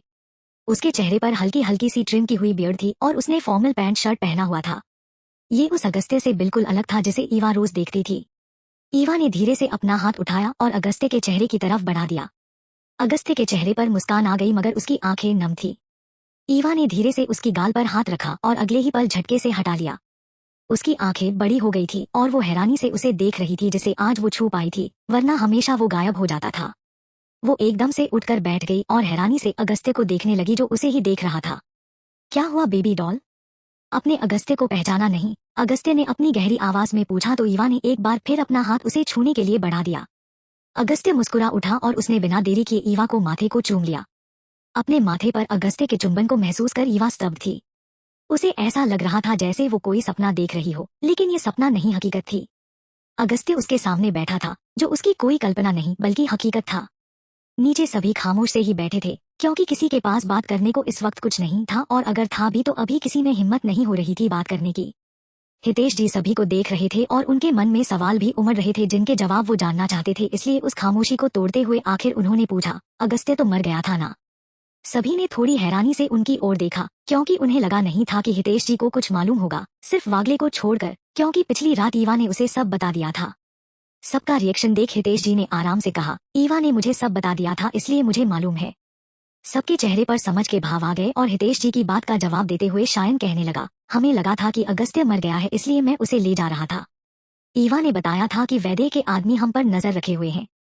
आधे रास्ते ही मेरे आदमी ने बताया कि अगस्त्य की सांसें चल रही हैं, और ये सुन मुझे बहुत खुशी हुई थी, लेकिन बात तब सब प्लान के मुताबिक करने की थी, इसलिए हमने रिस्क लिया और अगस्त्य को दफना दिया था। और जैसा हमें उम्मीद थी, वैद्य के आदमियों ने चेक किया था अगस्त्य के ऊपर से मिट्टी हटाकर। बस राहत की बात ये थी कि उन्होंने उसकी अच्छे से जांच नहीं की और दोबारा मिट्टी डाल वहां से चले गए थे।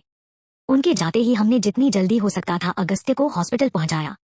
पूरी रात उसे आईसीयू में रखा और इसलिए मैं ईवा तक भी नहीं पहुंच पाया, क्योंकि अगस्त्य के ठीक होने के बारे में मैं वहां से जाना चाहता था। और सुबह जैसे ही डॉक्टर ने अगस्त्य के खतरे से बाहर होने के बारे बताया तो मैं ईवा के पास चला गया उसकी मदद के लिए, और उसके बाद तो सब होता ही चला गया। सिर्फ मैं था जिसे पता था कि अगस्त्य जिंदा है, लेकिन मैं खुद बेहोश था और जब मुझे होश आया तब सबको मैंने अगस्त्य के बारे में बताया। मैंने अगस्त्य के डॉक्टर से बात कर ली थी जाने से पहले कि जब तक मैं खुद हॉस्पिटल अगस्त्य को डिस्चार्ज करवाने न आऊं तब तक उसे कहीं जाने नहीं देना और टीवी और सोशल मीडिया से भी दूर रखना है ताकि वो भी जिद न करे कहीं जाने की। सब जानने के बाद हितेश जी ने लंबी सांस ली और ऊपर कमरे के दरवाजे की ओर देखने लगे जो हल्का सा खुला था। वहीं ऊपर ईवा अब भी जैसे इस सच को स्वीकार नहीं कर पाई थी कि उसके सामने सच में अगस्त्य बैठा है, उसका कोई वहम नहीं। उसने एक बार फिर से अपना हाथ उठा लिया। उसका हाथ कांप रहा था और इस बार अगस्त्य ने उसे नहीं रोका।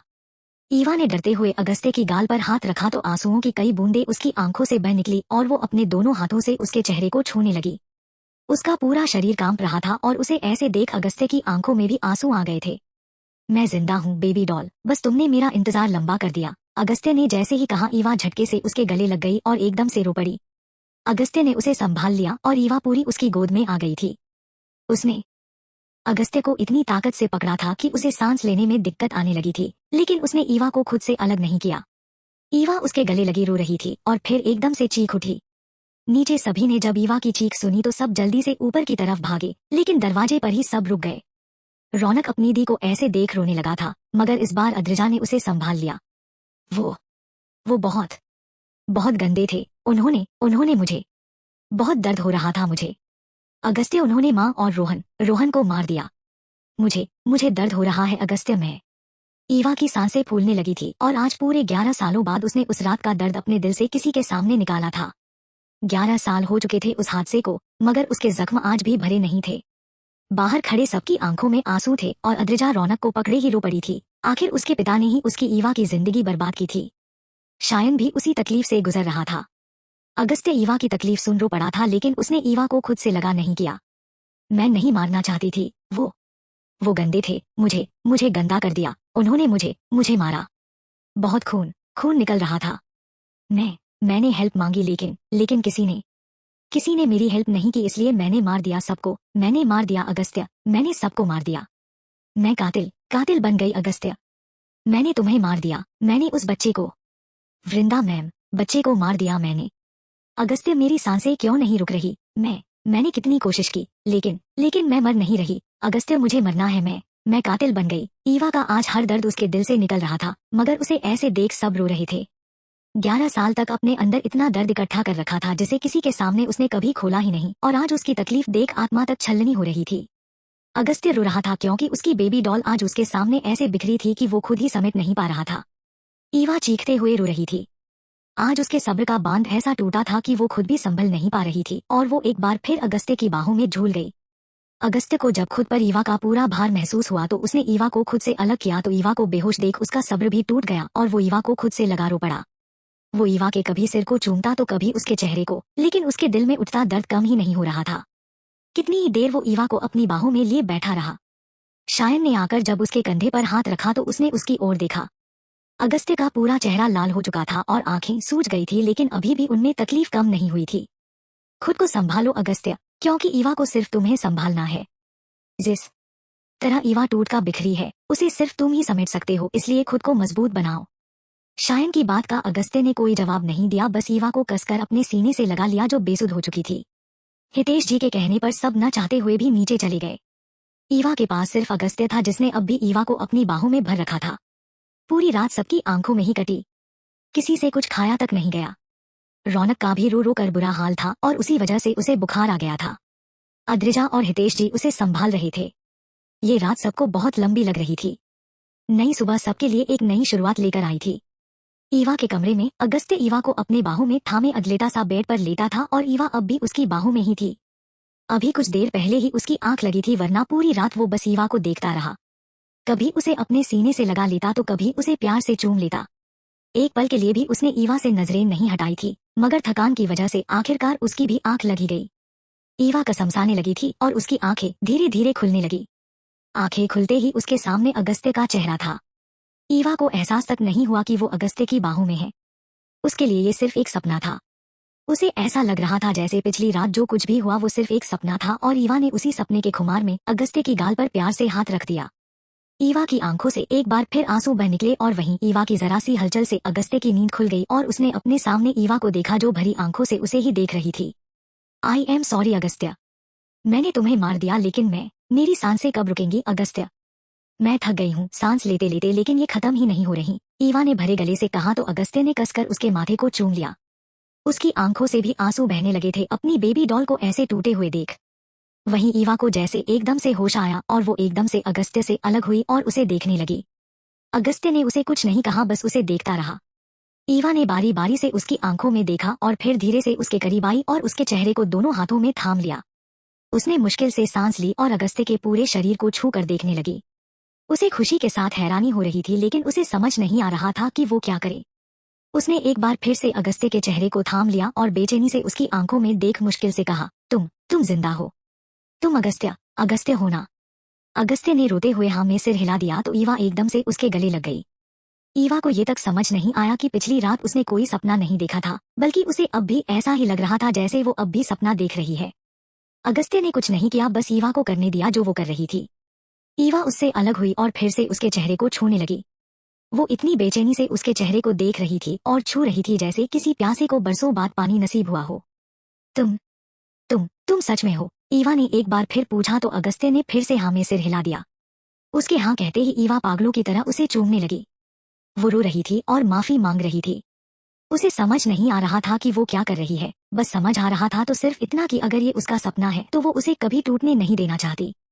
अगस्त्य ने अब उसे अपनी बाहों ने भर लिया, तब जाकर ईवा को एहसास हुआ कि उसके सामने सच में अगस्त्य बैठा है, क्योंकि उसकी दिल की धड़कनें उसे साफ सुनाई दे रही थी।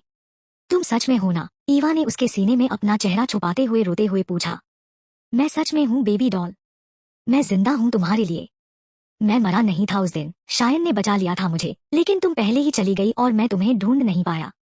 कितने साल लगा दिए तुमने वापस आने में? अगस्त्य ने ईवा को खुद के अंदर छिपाते हुए उसे यकीन दिलाया कि वो कोई सपना नहीं देख रही, और सब जान ईवा फिर से बिखर गई उसकी बाहों में। उसके लिए आसान नहीं था इतने सालों तक जिंदा रहना, लेकिन वो चाहकर भी मर नहीं पाई, क्योंकि शायद भगवान भी उसके सब्र का इम्तिहान ले रहे थे जो आज जाकर खत्म हुआ था। कितनी ही देर अगस्त्य ईवा को संभालता रहा। आज ईवा के दिल का सारा दर्द जैसे एक साथ बाहर निकला था, जिसे समेटने में समय लगना तय था।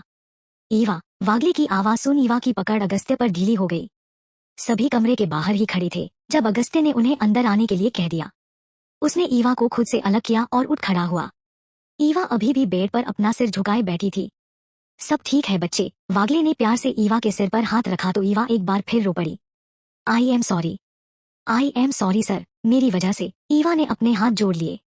वागले की आंखें भी नम हो गई और उसने ईवा के पास बैठ उसे अपनी आगोश में ले लिया और उसका सिर सहलाने लगा। उसकी भी आंखें में अब आंसू बिना उसकी इजाजत के बहने लगे थे और ईवा बार बार माफी मांग रही थी। बस कुछ नहीं हुआ, सब ठीक है ईवा। जो हुआ वो बिल्कुल भी तुम्हारी वजह से नहीं हुआ। सब ठीक है मेरे बच्चे, सब ठीक है। वागले ईवा की पीठ सहला रहा था। वृंदा ने आकर ईवा के सिर पर हाथ रखा तो ईवा कुछ कह न पाई। सब ठीक है ईवा, मुझे कोई शिकायत नहीं है तुमसे, क्योंकि तुमने वो किया जो तुम्हें करना चाहिए था। मेरे पापा ने जो पाप किया था तुम्हारी मदद न कर उसकी ही सजा मिली मुझे, जिसमें तुम्हारा कोई दोष नहीं था। इसलिए खुद को दोष देना बंद करो और अगर तुम सच में चाहती हो कि हम सब तुमसे नाराज ना हो तो खुद को संभालो। हम यहाँ सिर्फ तुम्हारे लिए आए हैं ताकि तुम्हें तुम्हारे हिस्से की खुशियाँ दे सकें, न कि तुम्हें रोते हुए देखने के लिए। प्लीज ईवा चुप हो जाओ। देखो फिर मुझे तुम्हें अपनी बीवी से भी मिलवाना है जो कब से तुमसे मिलने के लिए बेचैन है। आरित्र ने ईवा का हाथ थाम कहा तो ईवा ने खुद को मुश्किल से संभाल उसकी ओर देखा जो बच्चों की तरह मुंह बनाए रो रहा था और उसके पास उसकी पत्नी खड़ी थी। ईवा, हम तुम्हारे चेहरे पर सिर्फ मुस्कुराहट देखने के लिए यहाँ आए हैं और तुमसे माफी मांगने भी, क्योंकि यहाँ हम सभी कहीं न कहीं तुम्हारे गुनहगार हैं। हमारे ही अपनों की वजह से तुमने इतने सालों तक तकलीफ झेली है, तो तुम्हारा हक था उस तकलीफ देने वालों को सजा देने का। वरुण, बैरन, मिस्टर भार्गव, मिसेस मित्तल, ये सभी वो हैं जिनका हाथ था तुम्हारी तकलीफ में, तुम्हारी जिंदगी बर्बाद करने में, और अगर तुमने इंसाफ के लिए कुछ किया तो इसमें तुम कहीं भी गलत नहीं हो। अपनों के किए की सजा भुगतनी ही पड़ती है और वही हमें मिली, इसलिए खुद को किसी भी गिल्ट में मत रखो, क्योंकि तुमने वही किया जो सही था। शायन ने कहा तो सबने उसकी बात पर सहमति जताई, क्योंकि उसने जो कुछ भी कहा था वो सब सच था। वरुण, सूरज, रंजीत और बैरन ने ईवा की जिंदगी बर्बाद की थी, उसकी माँ और भाई को मार दिया था, तो वहीं अदिति जी ने उसकी मदद नहीं की, जबकि ईवा ने सिर्फ उनसे मदद मांगी थी, लेकिन अपने बेटे का सोच उन्होंने ईवा की उस रात मदद नहीं की। मिस्टर भार्गव ने पुलिस कमिश्नर होने के बावजूद भी ईवा की मदद नहीं की, जबकि वो कर सकते थे। कहीं ना कहीं अगर सबको सजा मिली थी तो सिर्फ उनके अपनों के कर्मों को सजा मिली थी, जिससे कोई नहीं बच सकता। ईवा खामोश हो गई थी क्योंकि उसके पास कहने को कुछ नहीं था। वो अपना सिर झुकाए बैठी थी जब उसकी गोद में वृंदा ने छोटी ईवा को बैठा दिया। ईवा ने वृंदा की ओर देखा तो उसने ईवा का हाथ पकड़ अपनी ईवा के सिर पर रख दिया। मेरी बेटी बिल्कुल तुम्हारी जैसी बने, निडर और हिम्मत वाली। वृंदा ने जैसे ही कहा ईवा ने ना में सिर हिला दिया और अपनी गोद में बैठी छोटी ईवा के सिर को सहलाते हुए कहने लगी, ये कभी भी मेरी तरह न बने, क्योंकि मैं नहीं चाहती कि जो तकलीफ मैंने सही वो ये मासूम सहे।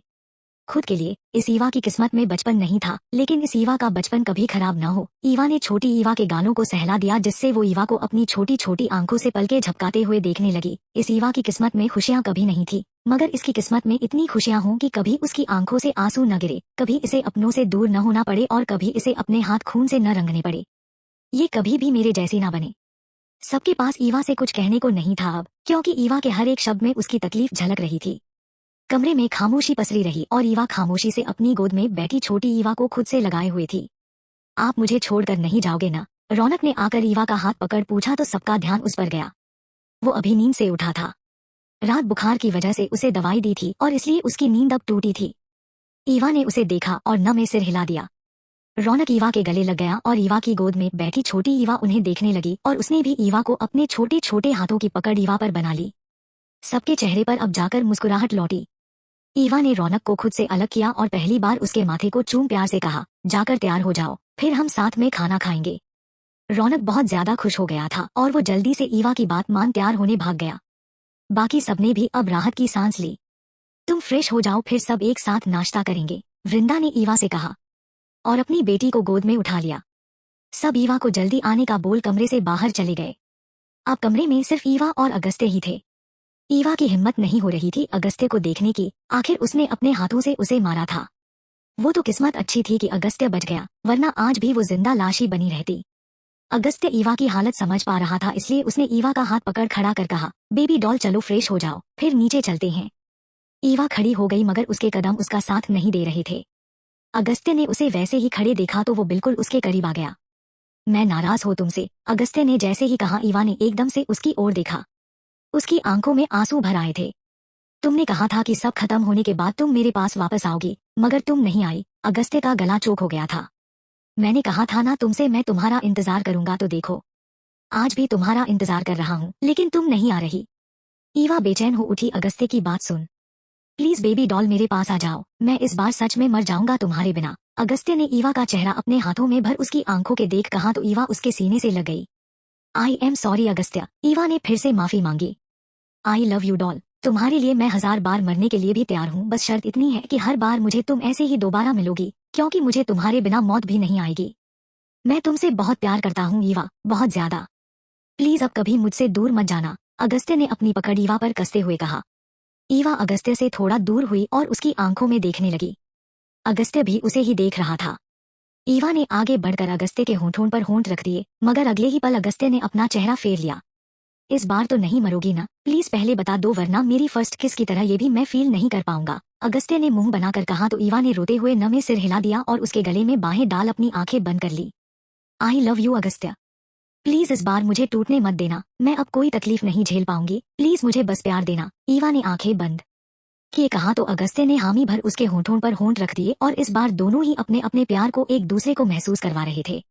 अब की बार ईवा की जिंदगी में सिर्फ खुशियां आई थी, जो उसके हर जख्म को भरने वाली थी। एक नई शुरुआत हुई थी उसकी उसके प्यार के साथ, उसके अगस्त्य के साथ, और अब जाकर ईवा को इंसाफ मिला था। उसे उसकी जिंदगी मिली थी जिसकी वो कब से तलबगार थी। समाप्त। अतीत के कुछ पाल। रात का समय था और अगस्त्य को ईवा ने फोन कर अपने पुराने घर बुलाया, जो उसके घर के सामने ही था। अगस्त्य बिना देर किए ईवा के घर की ओर चला गया और जैसे ही ईवा के घर के अंदर दाखिल हुआ, ईवा एकदम से उससे लिपट गई। एक पल को अगस्त्य स्तब्ध रह गया, मगर अगले ही पल उसने अपनी बाहें ईवा के इर्द गिर्द कस लीं। क्या हुआ बेबी डॉल, तुम इतनी परेशान क्यों हो? अगस्त्य ने उसे खुद से अलग कर उसके गाल को सहलाते हुए पूछा। घर में अंधेरा था, मगर चांद की हल्की सी रोशनी में ईवा अगस्त्य के चेहरे पर अपने लिए प्यार और फिक्र साफ देख पा रही थी। उसने धीरे से अगस्त्य को अपनी ओर खींचा और उसके होंठों पर होंठ रख दिए। उसकी आंखें बंद हो गई और आंसुओं की कुछ बूंदें उसकी गालों पर फिसल गई। वहीं अगस्त्य हैरान सा उसकी बंद आंखों को देख रहा था। वो ईवा की बेचैनी साफ महसूस कर पा रहा था। उसने ईवा को खुद से दूर करना चाहा, मगर ईवा ने उसे और कसकर पकड़ लिया। अगस्त्य ने अपनी कोशिश छोड़ ईवा को अपने होने का एहसास दिया। अभी कुछ ही पल बीते थे कि अगस्त्य को अपने पेट में एक तीखा सा दर्द महसूस हुआ। ईवा उससे अलग हो गई तो अगस्त्य ने अपने पेट की ओर देखा, जहां से खून निकल रहा था। उसने सदमे से ईवा की ओर देखा जिसके हाथ में खून से सना चाकू था और वो आंखों में आंसू लिए उसे ही देख रही थी। ईवा, अगस्त्य की टूटी सी आवाज आई, जिसमें उसके धम के दर्द से ज्यादा ईवा को ऐसे देख दर्द ज्यादा था। तुम्हें मरना होगा अगस्त्य, ईवा ने भरे गले से कहा। अगस्त्य कुछ कदम पीछे लड़खड़ा गया। Why why Eva, why are you killing me? Agastya के चेहरे पर तकलीफ साफ जाहिर हो रही थी और वो तकलीफ उसके जख्म की बिल्कुल नहीं थी। ईवा अगस्त्य के पास आई और उसके चेहरे को हाथों में थाम भरी आंखों से कहने लगी, तुम मेरी कमजोरी हो अगस्त्य, और मैं नहीं चाहती अब अंत में आकर कोई मेरी कमजोरी को मेरे सामने रख मुझे कमजोर करे। बट अगस्त्य ने कुछ कहना चाहा मगर ईवा ने उसके माथे को चूम लिया जिससे उसकी बात उसके मुंह में ही रह गई। आई लव यू अगस्त्य, मगर आई एम सॉरी, तुम्हें मरना होगा, ईवा ने रोते हुए कहा और चाकू को अगस्त्य के पेट में घूम दिया। उसकी आंखों में आंसू थे, उसके हाथ कांप रहे थे मगर उसने अपने कदम पीछे नहीं लिए। अगस्त्य भरभरा कर नीचे गिर गया और सूनी आंखों से ईवा को देखने लगा जो उसे ही देख रही थी। I told you Agastya, I am a murderer और मैं वही रहूंगी। ईवा। हांफते हुए अगस्त्य ने अपनी आंखें खोली और उसके साथ ही दर्द की तेज लहर उसके बदन के साथ साथ सीने में भी दौड़ गई। उसका जख्म जो अभी ताजा था उसके ऐसे अचानक चीखने से कुछ टांके खुल गए और उसमें से खून निकलने लगा, लेकिन अगस्त्य को जैसे कोई परवाह ही नहीं थी। उसने इधर उधर देखा और उसे समझाते देर नहीं लगी कि वो हॉस्पिटल में है। उसने अपने हाथ में लगी ड्रिप की सिलाई को खींच कर निकाला जिसकी वजह से उसके हाथ में से भी हल्का हल्का खून निकलने लगा, लेकिन अगस्त्य अपने पेट पर हाथ रखे दरवाजे की ओर लड़खड़ाते हुए बढ़ने लगा। उसका सिर चकरा रहा था लेकिन को अपने कदम रोक नहीं पा रहा था। उसे बस ईवा के पास जाना था। वो दरवाजे तक पहुंचता उससे पहले ही दरवाजा खुला और एक नर्स अंदर दाखिल हुई और उसने जैसे ही अगस्त्य को ऐसी हालत में देखा जल्दी से उसने उसे पकड़ लिया। सर आप कहाँ जा रही हैं? अभी आपके स्तन ताजा है और देखिए खून भी आने लगा है, शायद स्टिचेस खुल गए हैं। आप बैठिए यहाँ, उस नर्स ने बहुत मुश्किल से अगस्त्य को वापस बेड पर लिटाया। सर अभी आप ठीक नहीं हैं, इसलिए आपको रेस्ट की जरूरत है। आपका जख्म काफी गहरा था और खून भी काफी बह गया था, इसलिए अभी आप कहीं नहीं जा सकते। आप रुकिए, मैं डॉक्टर को बुला कर लाती हूँ, उस नर्स ने कहा और डॉक्टर को बुलाने चली गई। अगस्त्य बेड पर ऊपर सीलिंग को घूर रहा था और उसके दिमाग में अभी भी ईवा का उसे चाकू मारना ही घूम रहा था। ईवा की आंखों में आंसू और कांपते हाथ रह रहकर उसे किसी अनहोनी की आशंका से डरा रहे थे। डॉक्टर अगस्त्य का चेकअप करने आए तो नर्स अगस्त्य की पट्टी बदलने लगी क्योंकि 2 स्टिचेस खुल गए थे जिसकी वजह से खून रिसने लगा था। डॉक्टर मुझे यहाँ कौन लेकर आया? अगस्त्य ने डॉक्टर से पूछा जो उसकी पल्स रेट चेक कर रहा था। उसे उम्मीद थी कि डॉक्टर ईवा का ही नाम लेंगे लेकिन उसके विपरीत डॉक्टर ने शायन का नाम लिया। आपकी हालत काफी खराब थी जब आपको यहाँ लाया गया। वैसे तो पुलिस केस था लेकिन आपकी हालत देख हमने आपको ऑपरेट किया और जो लड़का आपको यहाँ लेकर आया था उसने पुलिस में रिपोर्ट दर्ज करवा दी थी, इसलिए हमें ज्यादा मुश्किल नहीं हुई, डॉक्टर ने बताया। लेकिन शायन ने उन्हें भी पुलिस रिपोर्ट के बारे में झूठ बोला था। मैं कब से यहाँ हूँ? अगस्त्य ने बेचैनी से पूछा। आपको कल रात ही यहाँ लाया गया था, डॉक्टर ने बताया और साथ ही अगस्त्य को दोबारा लगाई गई ड्रिप में नींद का इंजेक्शन भी डाल दिया ताकि उसे आराम मिल सके। अगस्त्य ने सामने दीवार पर लगी गाड़ी की ओर देखा तो उसे पता चला कि शाम के 6 बज रहे हैं। वो कुछ और सोच या पूछ पाता उससे पहले ही उसकी आंखें बंद होने लगी, लेकिन फिर भी वो खुद को होश में रखने की कोशिश कर रहा था, लेकिन दवाई ने अपना असर दिखा दिया और अगस्त्य एक बार फिर नींद में चला गया। 5 दिन तक अगस्त्य को रोकना बहुत ज्यादा मुश्किल रहा था डॉक्टर्स के लिए, लेकिन शायन पहले ही डॉक्टर को कह चुका था कि उसके आने तक अगस्त्य को डिस्चार्ज नहीं मिलना चाहिए, इसलिए पिछले 5 दिनों से अगस्त्य हॉस्पिटल में डॉक्टर की निगरानी में ही था, जिसका एक फायदा हुआ कि उसका घाव अब पहले से ठीक था और 2 दिन बाद स्टिचेस भी कट हो जाने थे। अगस्त्य के लिए एक एक पल सालों जैसा बीत रहा था। न तो वो किसी से कांटेक्ट कर पा रहा था और न ही हॉस्पिटल वाले उसे कहीं जाने दे रहे थे। हालांकि ये सब अजीब था, मगर डॉक्टर्स ने जब उसे बताया कि शायन ने उसके आने तक इंतजार करने को कहा है, तब जाकर वो खुद को अब तक वहां रोके हुए था, क्योंकि वो जानता था कि शायन ने कहा मतलब ईवा भी उसके साथ ही होगी। शाम का समय था जब अगस्त्य के वार्ड का दरवाजा खुला और अदिति जी रोते हुए उससे आकर लिपट गईं। उन्होंने ने तो मान लिया था कि ईवा ने उनके बेटे को मार डाला है, लेकिन आज 5 दिनों बाद दोपहर बाद जब शायन को होश आया तब जाकर उसने बताया कि अगस्त्य जिंदा है और वो सनराइज हॉस्पिटल में एडमिट है। उस जंगल से सबसे करीब वही हॉस्पिटल था, इसलिए शायन ने उसे वहीं एडमिट करवा दिया था। अगस्त्य आदिति जी को शांत करवा रहा था, लेकिन उसकी आंखें रह रहकर दरवाजे की ओर जा रही थी कि अब ईवा किसी भी समय दरवाजा खोला जाएगी, लेकिन दरवाजे के खुलते ही ईवा की जगह अद्रिजा और वागले ही अंदर आए। अरुण शायन के साथ था। वरदान भी बाकी कानूनी कार्रवाई में व्यस्त था, मगर ईवा की फिक्र उसे भी थी।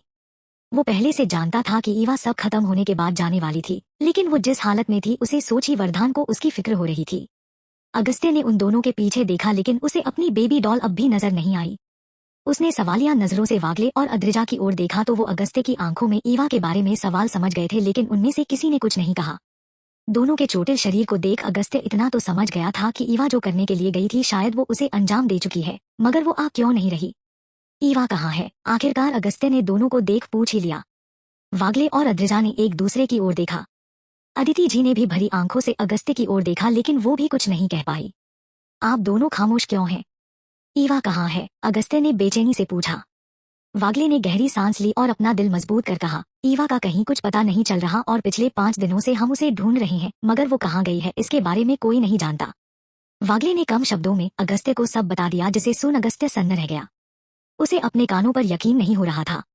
आप ऐसा कैसे कह सकते हैं? आपने अच्छे से ढूंढा नहीं होगा उसे, अगस्त्य ने बेचैनी से कहा।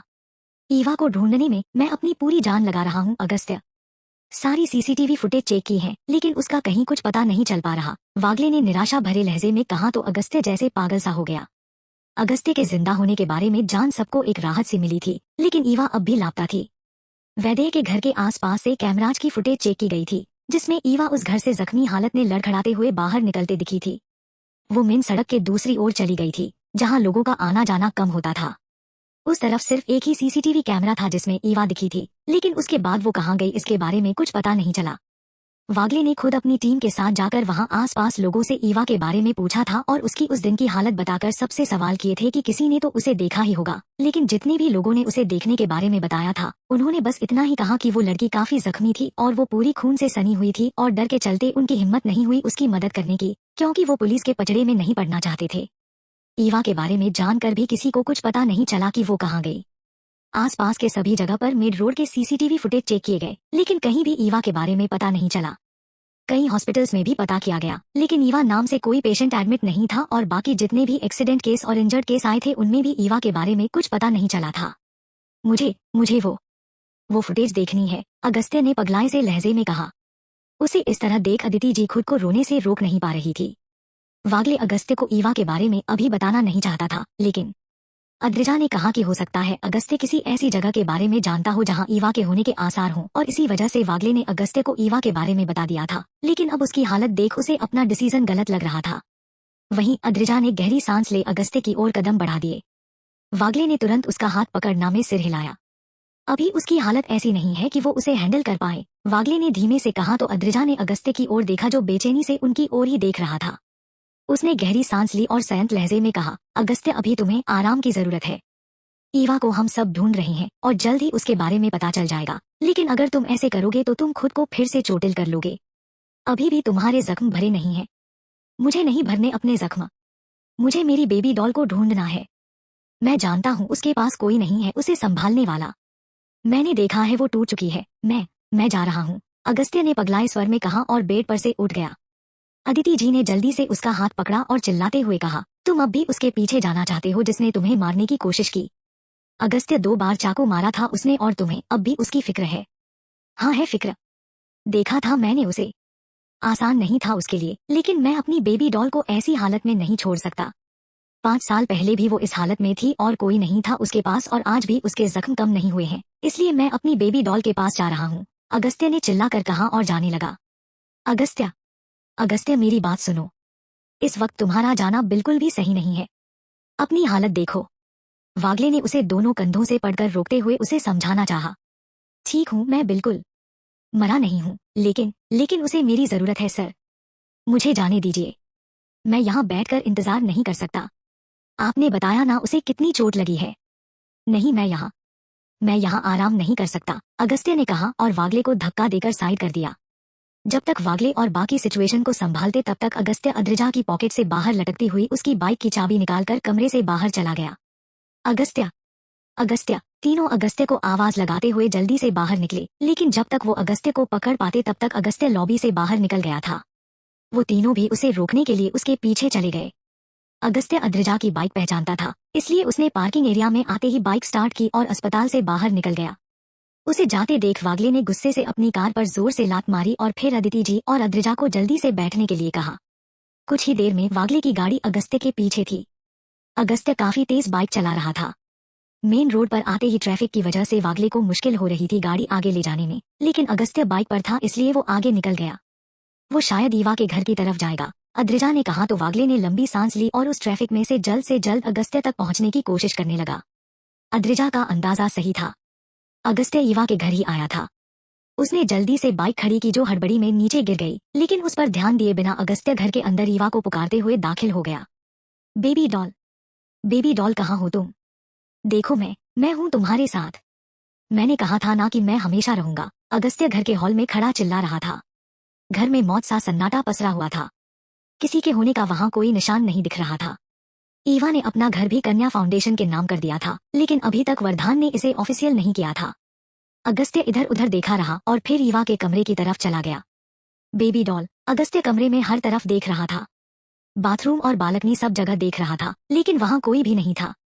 वो जल्दी से बाहर आया और ईवा के पेंटिंग रूम में चला गया, लेकिन वहां भी उसे ईवा कहीं नहीं दिखी। बस थी तो कुछ अधूरी पेंटिंग्स। उसका पूरा चेहरा आंसुओं से भीग चुका था और उसे इतनी तकलीफ हो रही थी अपने सीने में कि उसे सांस लेना भी मुश्किल लग रहा था। उसे ऐसा लग रहा था जैसे किसी भी वक्त उसकी सांसें रुक जाएंगी। वागले की गाड़ी आकर घर के सामने रुकी और अद्रिजा की बाइक बाहर गिरी देख वो भी जल्दी से अंदर की ओर भागे। अंदर ईवा के कमरे का दरवाजा खुला था, लेकिन अगस्त्य के रोने की आवाज उसके कमरे के साथ बने पेंटिंग रूम से आ रही थी। वो तीनों जल्दी से उसी तरफ भागे। वहीं अंदर अगस्त्य पागलों की तरह हर पेंटिंग को देख रहा था, जैसे उन्हीं में से किसी पेंटिंग में से निकलकर उसकी बेबी डॉल उसके सामने आ जाएगी। वो एक पेंटिंग के सामने आकर रुका तो उसे लगा जैसे उसकी जान पूरी तरह। अपना हाथ बढ़ाकर उस अलविदा को अपनी उंगलियों से छुआ तो एक सिसकी उसके गले से निकली। तुम ऐसा नहीं कर सकती। तुमने कहा था, तुमने वादा किया था तुम आओगी मेरे पास सब खत्म करके, लेकिन तुमने झूठ बोला था। अगस्त्य उस अलविदा से समझ गया था कि ईवा पहले से ही जाने का फैसला ले चुकी थी, क्योंकि अपनी बेबी डॉल को अब वो अच्छे से समझने लगा था। तुम ऐसा नहीं कर सकती। अगस्त्य दर्द से चीख पड़ा और उस कैनवास को फोड़ने लगा। उसकी चीखें सुन अदिति जी टूट रही थी। अद्रिजा भी खुद को रोने से रोक नहीं पाई और वागले की भी हिम्मत नहीं हुई अगस्त्य को संभालने की। वो चिल्ला रहा था, रो रहा था, लेकिन उसका दर्द बढ़ता ही जा रहा था। ईवा, अगस्त्य इतनी ताकत से चीखा कि पूरे घर में उसकी दर्द का कंपन महसूस हुआ। वो घुटनों के बल गिर गया था और उसके हाथ में अभी भी वो फटा हुआ कैनवास था जिस पर ईवा ने अलविदा लिख दिया था। इससे ज्यादा दर्द वो बर्दाश्त नहीं कर पाया और वहीं गिर गया। सत्या, अदिति जी उसे ऐसे गिरते देख जल्दी से उसकी तरफ भागी। वागले ने भी उसे जल्दी से संभाला, लेकिन अगस्त्य बेहोश हो चुका था।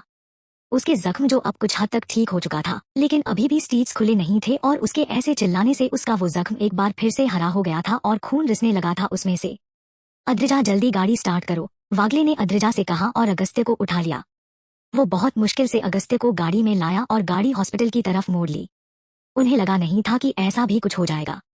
ईवा के इस तरह जाने की तकलीफ सभी को थी, मगर अगस्त्य की तकलीफ शायद ही कोई महसूस कर पाता। हॉस्पिटल पहुंचते ही अगस्त्य को इमरजेंसी में एडमिट किया। डॉक्टर ने चेकअप के बाद बताया कि अगस्त्य को माइनर हार्ट अटैक आया है। अदिति जी तो अपनी सूझबूझ खो वहीं बैठ गई थी। उनके लिए आसान नहीं था अपने बेटे को ऐसी हालत में देखना, और वो कुछ भी नहीं कर सकती थी। डॉक्टर अगस्त्य के इलाज में लग गए थे और अद्रिजा अदिति जी को संभाल रही थी। वागले को जाना पड़ा, क्योंकि अभी भी बहुत कुछ संभालना बाकी था। सब कुछ संभालना बहुत मुश्किल हो गया था, लेकिन संभालना जरूरी था। सुबह तक अगस्त्य को होश आ गया था। अदिति जी और अद्रिजा उसके पास ही थे, लेकिन अगस्त्य बिल्कुल खामोश हो गया था। उसने कुछ भी नहीं पूछा और न ही अब उसकी आंखों से आंसू निकले। अदिति जी ने उससे बात करने की कोशिश की, मगर अगस्त्य ने एक शब्द भी नहीं कहा। दिन बीतने लगे थे और सबकी जिंदगियां आगे बढ़ने लगी थी, मगर अगस्त्य की जिंदगी अब भी वहीं अटक कर रह गई थी। एक हफ्ता और बीत गया था और वागले ने सब कुछ संभाल लिया था। इस दौरान अगस्त्य से मिलने सब आए थे, मगर अगस्त्य ने जब से उसे होश आया था तब से एक शब्द भी नहीं कहा था। वो बस खामोश सा हो गया था। 2 दिन बाद शाम को अगस्त्य को हॉस्पिटल से डिस्चार्ज कर दिया गया था। अदिति जी सबके साथ अगस्त्य को घर ले आई थी। सबने अदिति जी को हौसला रखने का कहा। सबको अपनी जिंदगी में आगे बढ़ना ही था, इसलिए सबके लिए अब रुकना मुमकिन नहीं था। अगस्त्य का ख्याल रखने और उसे मिलते रहने का कह सब चले गए थे। अदिति जी अगस्त्य के लिए खिचड़ी बना के आई थी और उसे खिला रही थी। अगस्त्य किसी चीज का विरोध भी नहीं कर रहा था, जैसे वो कोई मशीन हो। उसे दवाई दे अदिति जी वहीं उसके पास बैठ गई और उसका सिर सहलाने लगी। उसका सिर सहलाते सहलाते उन्हें जब नींद आ गई उन्हें पता ही नहीं चला, मगर अगस्त्य अब भी एकटक छत को देखे जा रहा था। रात का अंधेरा बढ़ने लगा जब अगस्त्य ने अदिति जी की ओर देखा और फिर उनका हाथ अपने सिर से हटाकर बेड पर रख दिया और खुद दूसरी तरफ से उतरकर कमरे से बाहर आ गया। वो खामोशी से घर से बाहर निकला और जाकर ईवा के पुराने घर के सामने रुका। उसने सामने देखा तो पूरा घर अंधेरे से घिरा हुआ था। हर तरफ बस सन्नाटा था। उसने दरवाजा खोला जिस पर अब ताला नहीं लगा था। वो आगे बढ़ते हुए घर के अंदर दाखिल हो गया। उसने जैसे ही अंदर कदम रखा उसे ऐसा लगा जैसे ईवा उससे आकर लिपट गई हो। वो उसी जगह खड़ा था जहां ईवा ने उसे अपने गले से लगाया था। वो अपनी सूनी आंखों से उस अंधेरे में देखने लगा, मगर उसे कुछ भी नहीं दिखा। वो वहीं नीचे बैठ गया और अपनी आंखें बंद कर ली और इतने दिनों से उसकी सूख चुकी आंखें एक बार फिर से बहने लगी। उसकी सिसकियां उस उजाड़ घर में गूंज रही थी, लेकिन उन्हें सुनने वाला कोई भी नहीं था। कितनी ही देर वो वहीं बैठा रोता रहा और जब थक गया तो उसी जगह पर लेट गया। उसे अब भी वहां अपनी बेबी डॉल के होने का एहसास हो रहा था। उसे अब भी लग रहा था कि अगले ही पल उसकी बेबी डॉल आकर उससे लिपट जाएगी, लेकिन ऐसा कुछ नहीं हुआ। ईवा का चेहरा झुका हुआ था और उसके सामने बैठा अगस्त्य एक बार फिर उस दर्द को महसूस कर आया था जो ईवा के जाने के बाद उसने महसूस किया था। ईवा से मिलने के बाद एक दिन और रुककर बाकी सब चले गए थे, मगर अगस्त्य वहीं रुक गया था। ईवा जानना चाहती थी कि उसके जाने के बाद क्या हुआ और अगस्त्य उसे अपने उस दर्द के बारे में बता रहा था जो उसके लिए बर्दाश्त करना भी मुश्किल हो गया था। जिंदगी रुकती नहीं और आगे बढ़ना ही पड़ता है, क्योंकि हमारे साथ बहुत से लोग जुड़े होते हैं। माँ को तकलीफ में नहीं देख पा रहा था, इसलिए खुद की तकलीफ को अंदर दबा लिया, मगर हर रात उस घर में जाकर तुम्हारा इंतजार करता था कि कभी तो मेरी बेबी डॉल आएगी और मेरे सीने से लग जाएगी, लेकिन वो नहीं आई। इन 6 सालों में एक भी रात ऐसी नहीं गई था जब मैं उस घर में तुम्हें फिर से अपने सीने से लगाने की चाहत लिए ना गया, लेकिन हर सुबह खाली हाथ लौट आता। उस दिन जब समर सर ने बताया कि तुम मिल गई हो तो समझ नहीं आया कि कैसे अपनी खुशी संभालूं। पूरा शरीर कांप रहा था बस सुनने भर से कि मेरी बेबी डॉल जिंदा है और बिल्कुल ठीक है, क्योंकि पुलिस वालों ने तो तुम्हें मरा हुआ बता दिया था। आखिर 5 सालों तक भी तुम्हारे बारे में कुछ पता जो नहीं चला था, लेकिन मैं फिर भी तुम्हें उस घर में ढूंढने जाता रहा। सर ने जैसे ही बताया मैं तभी आना चाहता था, लेकिन फ्लाइट लेट हो गई इसलिए सबसे आखिर में पहुंचा। जब तुम्हारा इंतजार कर रहा था तो सोचता था जब तुम मिलोगी तो पूछूंगा कि आखिर क्यों मारा मुझे, लेकिन फिर खुद ही समझ आ गया कि मेरी बेबी डॉल डरती थी कि कहीं उसके दुश्मन मुझे तकलीफ न दें, क्योंकि तुम्हें तोड़ने के लिए वो पहले भी मेरा इस्तेमाल कर चुके थे। तुमसे शिकायत नहीं रही कभी, सिर्फ इस बात के अलावा कि तुमने अपना वादा नहीं निभाया। तुमने वादा किया था कि सब खत्म होने के बाद अगर तुम जिंदा रही तो मेरे पास वापस आओगी, लेकिन तुम नहीं आई। अगस्त्य खामोश हो गया। ईवा की सिसकियां उसके कानों में पड़ रही थी और वो खुद आज एक बार फिर से टूट गया था। मैं मुझे में हिम्मत नहीं थी, ईवा ने मुश्किल से कहा तो अगस्त्य ने उसकी ओर देखा। दोनों इस वक्त ऊपर छत पर रेलिंग से टेक लगाए बैठे थे। ईवा ने अपना चेहरा नीचे झुका लिया। अगस्त्य कुछ पल उसे देखता रहा और फिर उसे किसी बच्चे की तरह उठाकर अपनी गोद में बैठा लिया। ईवा उसके सीने में सिमट गई। उसके आंसू साफ बता रहे थे कि तकलीफ उसने भी कम नहीं सही, लेकिन वो कभी किसी के कंधे पर सिर रख रो नहीं पाई। कभी कभी मन करता था कि मैं भी तुमसे नाराज हो जाऊं कि तुमने एक बार भी मेरे बारे में नहीं सोचा, लेकिन कभी हो ही नहीं पाया। अगस्त्य ने ईवा का सिर सहलाते हुए कहा। आई एम सॉरी। ईवा ने अगस्त्य की शर्ट को मुट्ठी में कसकर जकड़ लिया। अगस्त्य ने अपने एक हाथ से ईवा के चेहरे को ऊपर उठाया। ईवा आंसू भरी आंखों से अगस्त्य को देखने लगी। मुझे तुम्हारी माफी नहीं चाहिए बेबी डॉल, मुझे तुम्हारा साथ चाहिए, तुम्हारा प्यार चाहिए, तुम्हारी मुस्कुराहट, तुम्हारी खुशी चाहिए। क्या तुम मुझे ये दे सकती हो? मैं अपनी जिंदगी के बचे सारे पल तुम्हारे साथ जीना चाहता हूँ। तुम्हें वो हर खुशी देना चाहता हूँ जो तुम डिजर्व करती हो। तुम्हें हंसते देखना चाहता हूँ और मुझे प्यार करते तुम्हें महसूस करना चाहता हूँ। ईवा, मैं तुम पर अपना हक जताना चाहता हूँ और चाहता हूँ कि तुम भी मुझ पर अपना हक जताओ। तुम्हें जिंदगी भर अपनी बाहों में सुकून से भरना चाहता हूँ। हर सुबह तुम्हें देखना चाहता हूँ और हर रात तुम्हें अपने सीने से लगाकर सोना चाहता हूँ। मैं अब तुमसे दूर नहीं रह सकता। मैं तुम्हें अगस्त्य से आगे बोला नहीं गया। उसका गला भर आया था और आंसू उसकी आंखों का बांध तोड़ चुके थे। मैं मर जाऊंगा बेबी डॉल, मैं तुम्हारे बिना मर जाऊंगा अब। प्लीज मुझे फिर कभी छोड़कर मत जाना। मैं तुमसे बहुत प्यार करता हूँ, बहुत प्यार करता हूँ। अगस्त्य ने रोते हुए अपना माथा ईवा के माथे से जोड़ लिया था। ईवा ने उसे अपने सीने से लगा लिया और अगस्त्य बिखर गया उसकी बाहों में। उसने ईवा को इतना कसकर पकड़ा था जैसे उसकी जरा सी ढील से उसकी बेबी डॉल फिर से कहीं चली जाएगी। मैं भी तुमसे बहुत प्यार करती हूँ अगस्त्य, बहुत ज्यादा, और मैं अब कहीं नहीं जाना चाहती। मैं थक गई हूँ अगस्त्य रोते रोते। मैं मुस्कुराना चाहती हूँ, लेकिन मैं भूल चुकी हूँ कैसे मुस्कुराते हैं। मैं तुमसे प्यार करना चाहती हूँ, बहुत प्यार करना चाहती हूँ, लेकिन मुझे डर लगता है। मुझे बहुत डर लगता है अगस्त्य। ईवा अगस्त्य को अपनी बाहों में भर बैठी थी और उसे अपने दिल का हाल बता रही थी। अगस्त्य ने कुछ नहीं कहा, बस उसकी बाहों में जैसे खो गया। ईवा भी अपनी आंखें बंद कर उसे थामे हुए थी।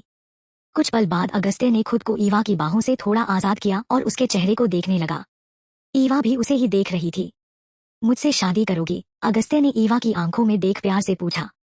ईवा की आंखें फिर भर आई और उसने जल्दी से हाँ में सिर हिला दिया। अगस्त्य के होठों पर मुस्कुराहट आ गई और उसने पूरी शिद्दत से ईवा के माथे को चूम लिया और उसे अपनी बाहों में भर लिया। आज उसे अपना दिल हल्का महसूस हो रहा था। आज उसे ऐसा लग रहा था जैसे वो खुलकर सांस ले पा रहा हो। दोनों एक दूसरे को बाहों में भर बैठे रहे और जब कुछ देर बाद अगस्त्य ने ईवा की धीमी सांसें अपनी गर्दन पर महसूस की तो उसने हल्के से ईवा के चेहरे को उठा देखा तो ईवा सुकून से सो रही थी। अगस्त्य ने उसके माथे को चूम लिया और संभल कर उठ खड़ा हुआ और नीचे की ओर चला गया।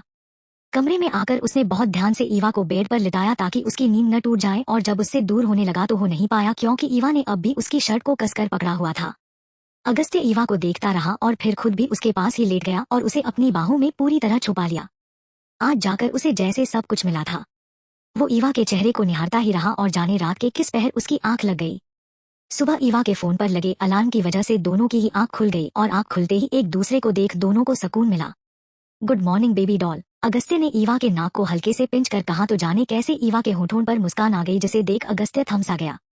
ईवा को भी एहसास नहीं हुआ कि वो मुस्कुरा रही है क्योंकि इतने सालों से मुस्कुराना तो वो हमेशा के लिए भूल गई थी, लेकिन आज अगस्त्य के प्यार ने उसकी मुस्कुराहट लौटा ही दी। गुड मॉर्निंग, ईवा ने भी उतने ही प्यार से कहा तो अगस्त्य की आंखें नम हो गई। उसने पहली बार अपनी बेबी डॉल के होठों पर मुस्कुराहट देखी थी और आज उसे मालूम चला कि उसकी बेबी डॉल मुस्कुराते हुए कितनी प्यारी लगती है। उसने धीरे से ईवा के होठों को चूम लिया और इसी के साथ उसे एक तेज झटका लगा और वो बेड से नीचे गिर गया। आपकी हिम्मत कैसे हुई मेरी दी को किस करने की? उसके सामने रौनक काफी गुस्से से उसे घूर रहा था। अगस्त्य कुछ पल उसे देखता रहा और आराम से उठकर उसे एक हाथ से पकड़ साइड किया और ईवा के होठों को एक बार फिर से चूम लिया और रौनक की ओर देख कहा, ऐसे। रौनक आंखें फाड़े अगस्त्य को देखने लगा जिसने जरा भी शर्म नहीं की उसकी और उसके सामने ही उसकी दी को किस कर दिया। वहीं ईवा भी हैरानी से अगस्त्य को देखने लगी। उसके लिए भी ये कम हैरान करने वाली बात नहीं थी, मगर अगस्त्य का चेहरा बता रहा था कि जिस अगस्त्य को ईवा 6 साल पहले छोड़कर आई थी, आज फिर से उसके सामने वही अगस्त्य खड़ा है जिसके अंदर शरारत भरी पड़ी है। आप मेरी दी को किस नहीं कर सकते? रौनक ने ईवा के सामने खड़े हो अगस्त्य को घूर कर कहा तो अगस्त्य सीने पर हाथ बांध उसे देखने लगा और फिर थोड़ा झुककर उसने रौनक के गाल को खींच दिया और उसे चिढ़ाते हुए कहने लगा, तो तुम्हें कर लूं किस, क्योंकि इसके बिना तो मेरा दिन शुरू होने से रहा। रौनक की आंखें बाहर आने को हो गई और आवाज उसकी हल्क में ही अटक गई, लेकिन ईवा की हंसी छूट गई। वो खुद को रोक ही नहीं पाई और पहली बार वो पूरे दिल से हंस रही थी और रौनक के साथ साथ अगस्त्य भी उसे एक तक देखे जा रहा था। रौनक ने इन 6 सालों में एक बार भी ईवा को मुस्कुराते तक नहीं देखा था और आज वो हंस रही थी। ईवा की आंखें पूरी तरह से बंद हो गई थी हंसते हुए और उसे हंसते देख रौनक और अगस्त्य दोनों ही खो गए थे। दोनों की ही आंखें नम हो गई थी। रौनक एकदम से ईवा के गले लग गया तो ईवा की हंसी बंद हुई। आप हमेशा ऐसे ही हंसते रहा करो दी, आप बहुत प्यारी लगती जो ऐसे हंसते हुए, रौनक ने नम लहजे में कहा तो ईवा को एहसास हुआ कि वो आज न जाने कितने सालों बाद खुलकर हंसी थी। उसके पापा के जाने के बाद तो उसकी मुस्कुराहट ने उसका साथ ही छोड़ दिया था और वो भूल गई कि इंसान मुस्कुराता भी है। उसने अगस्त्य की ओर देखा तो वो भी नम आंखों से उसे ही देख रहा था। अगस्त्य ने रौनक के साथ ही ईवा को अपनी बाहों में भर लिया। अरे क्या कर रही हैं आप? मुझे मारने का इरादा है क्या? रौनक ने चिढ़ते हुए कहा और अगस्त्य को दूर करने लगा, लेकिन अगस्त्य ने उतनी ही पकड़ कसते हुए उसकी गाल को जबरदस्ती चूम लिया और कहने लगा, मुझे तुम पर बहुत प्यार आ रहा है छोटू। रौनक ने अपनी पूरी जान लगाकर अगस्त्य को धक्का दे दिया। हालांकि अगस्त्य खुद ही दूर हो गया क्योंकि रौनक की पूरी ताकत भी उसके सामने कुछ नहीं थी। आपको शर्म नहीं आती? रौनक ने चिल्ला कर कहा। अगस्त्य ने ना में सिर हिला दिया और उसे बड़े प्यार से देखने लगा। रौनक उसे ऐसे खुद को देखता देख जल्दी से दरवाजे तक गया और चिल्ला कहा, अगर अब आपने ऐसा कुछ किया न तो मैं दादू को बता दूंगा। इतना कहकर रौनक जल्दी से भाग गया और अगस्त्य हंस पड़ा। उसने फिर ईवा की ओर देखा और बेड पर उसके ऊपर ही लेट गया और उसके गालों को प्यार से चूमते हुए कहने लगा, ऐसे ही हंसते रहना हमेशा। ईवा ने उसके गले में बाहें डाल ली। तुम हमेशा मेरे साथ रहना, ईवा ने कहा तो अगस्त्य ने एक बार फिर से उसके माथे को चूम लिया और फिर उठ खड़ा हुआ। तुम फ्रेश हो जाओ, मैं भी फ्रेश हो जाता हूँ। अगस्त्य वहां से नीचे चला गया। उसका सामान गेस्ट रूम में रखा हुआ था। दिन बीतने लगे और सब कुछ संभलने लगा था। अगस्त्य ईवा का पूरा ख्याल रखता था और घर में रौनक और अगस्त्य के बीच किसी न किसी बात पर बहस होती ही रहती थी, जिस पर आखिर में रौनक पूरी तरह से चिढ़ जाता। आज भी ईवा कई बार रात में घबरा कर उठ जाती थी। आज भी उसके जहन में वो पुराने जख्म ताजा थे। अगस्त्य ईवा को मनोचिकित्सक के पास लेकर गया था क्योंकि वो उसे पूरी तरह से ठीक करना चाहता था, उसका डर खत्म करना चाहता था। 1 साल तक ईवा का ट्रीटमेंट चला और इस दौरान अगस्त्य ने ईवा का हर तरह से ख्याल रखा। अगस्त्य ने भोपाल में ही एक यूनिवर्सिटी में ज्वाइनिंग ले ली थी। 1 साल बाद हितेश जी और अदिति जी की मंजूरी लेकर अगस्त्य और ईवा शादी के बंधन में बंधने के लिए तैयार थे।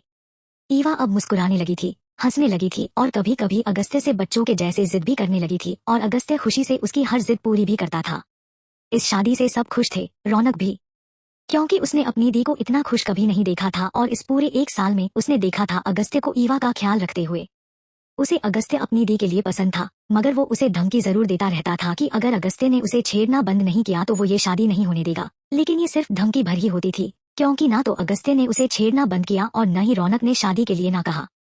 शादी में रस्में एक ही दिन होनी थी, क्योंकि सिर्फ 2 दिन ही शुभ मुहूर्त निकला था और उसके बाद 3 साल तक उन दोनों की कुंडली के अनुसार कोई मुहूर्त नहीं था। इसलिए हल्दी, मेहंदी और संगीत एक ही दिन होना तय हुआ और शादी अगले दिन। ईवा इन सब में यकीन नहीं रखती थी, लेकिन उसने कुछ नहीं कहा। सभी ने आकर भोपाल में ही डेरा जमा लिया था शादी होने तक। हालांकि हितेश जी का घर इतना बड़ा नहीं था कि सब एडजस्ट हो पाए, मगर हॉल में से सारे सामान को हटा दिया गया था और वहां पर शादी तक परमानेंट गद्दे लग चुके थे। अब क्योंकि शादी की सभी रस्में बाहर गार्डन में होनी थी तो किसी को कोई दिक्कत नहीं थी। हल्दी की रस्म पर सबने ईवा और अगस्त्य को हल्दी से पूरी तरह से नहला दिया था और बेचारे कुछ कर भी नहीं पाए। अद्रिजा, अरुल, शायन, आरित्र, माधवी, समर, वृंदा और वरदान और इन सबके बच्चे मिलकर पूरी शादी में धूम मचाने में लगे हुए थे। मेहंदी की रस्म के समय अगस्त्य ने अपने दोनों हाथ पूरे भरवाए थे और साथ ही ईवा का नाम भी लिखवाया था। सब उसे छेड़ रहे थे, लेकिन उसके लिए ये उसके सबसे खूबसूरत सपने के साकार होने जैसा था। ईवा के साथ साथ अगस्त्य ने भी बेहद खूबसूरत मेहंदी लगाई अपने दोनों हाथों में। ईवा की खुशी वो आज छुपा नहीं पा रही थी और न ही वो अब छुपाना चाहती थी। रात में संगीत था और ईवा को डांस बिल्कुल भी नहीं आता था, इसलिए सबने तय किया कि सब एक साथ ही हुड़दंग मचाएंगे और रात के 1 बजे तक डीजे वाले को सांस नहीं लेने दी उन लोगों ने।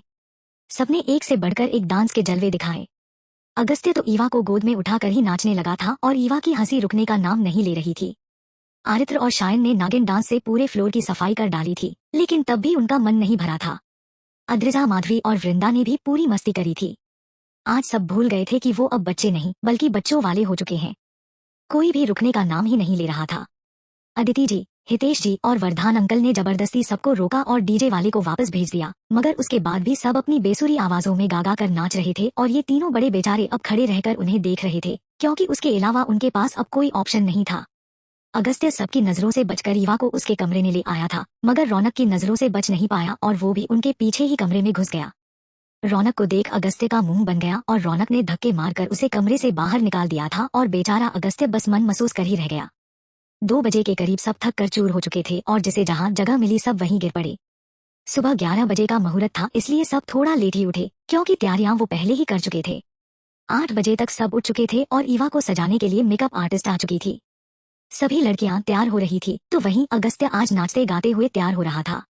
मंडप सज चुका था और अगस्त्य अपनी बेबी डॉल का बेसब्री से इंतजार कर रहा था और कुछ पलों बाद उसकी बेबी डॉल सच में बेबी डॉल बनी आ रही थी।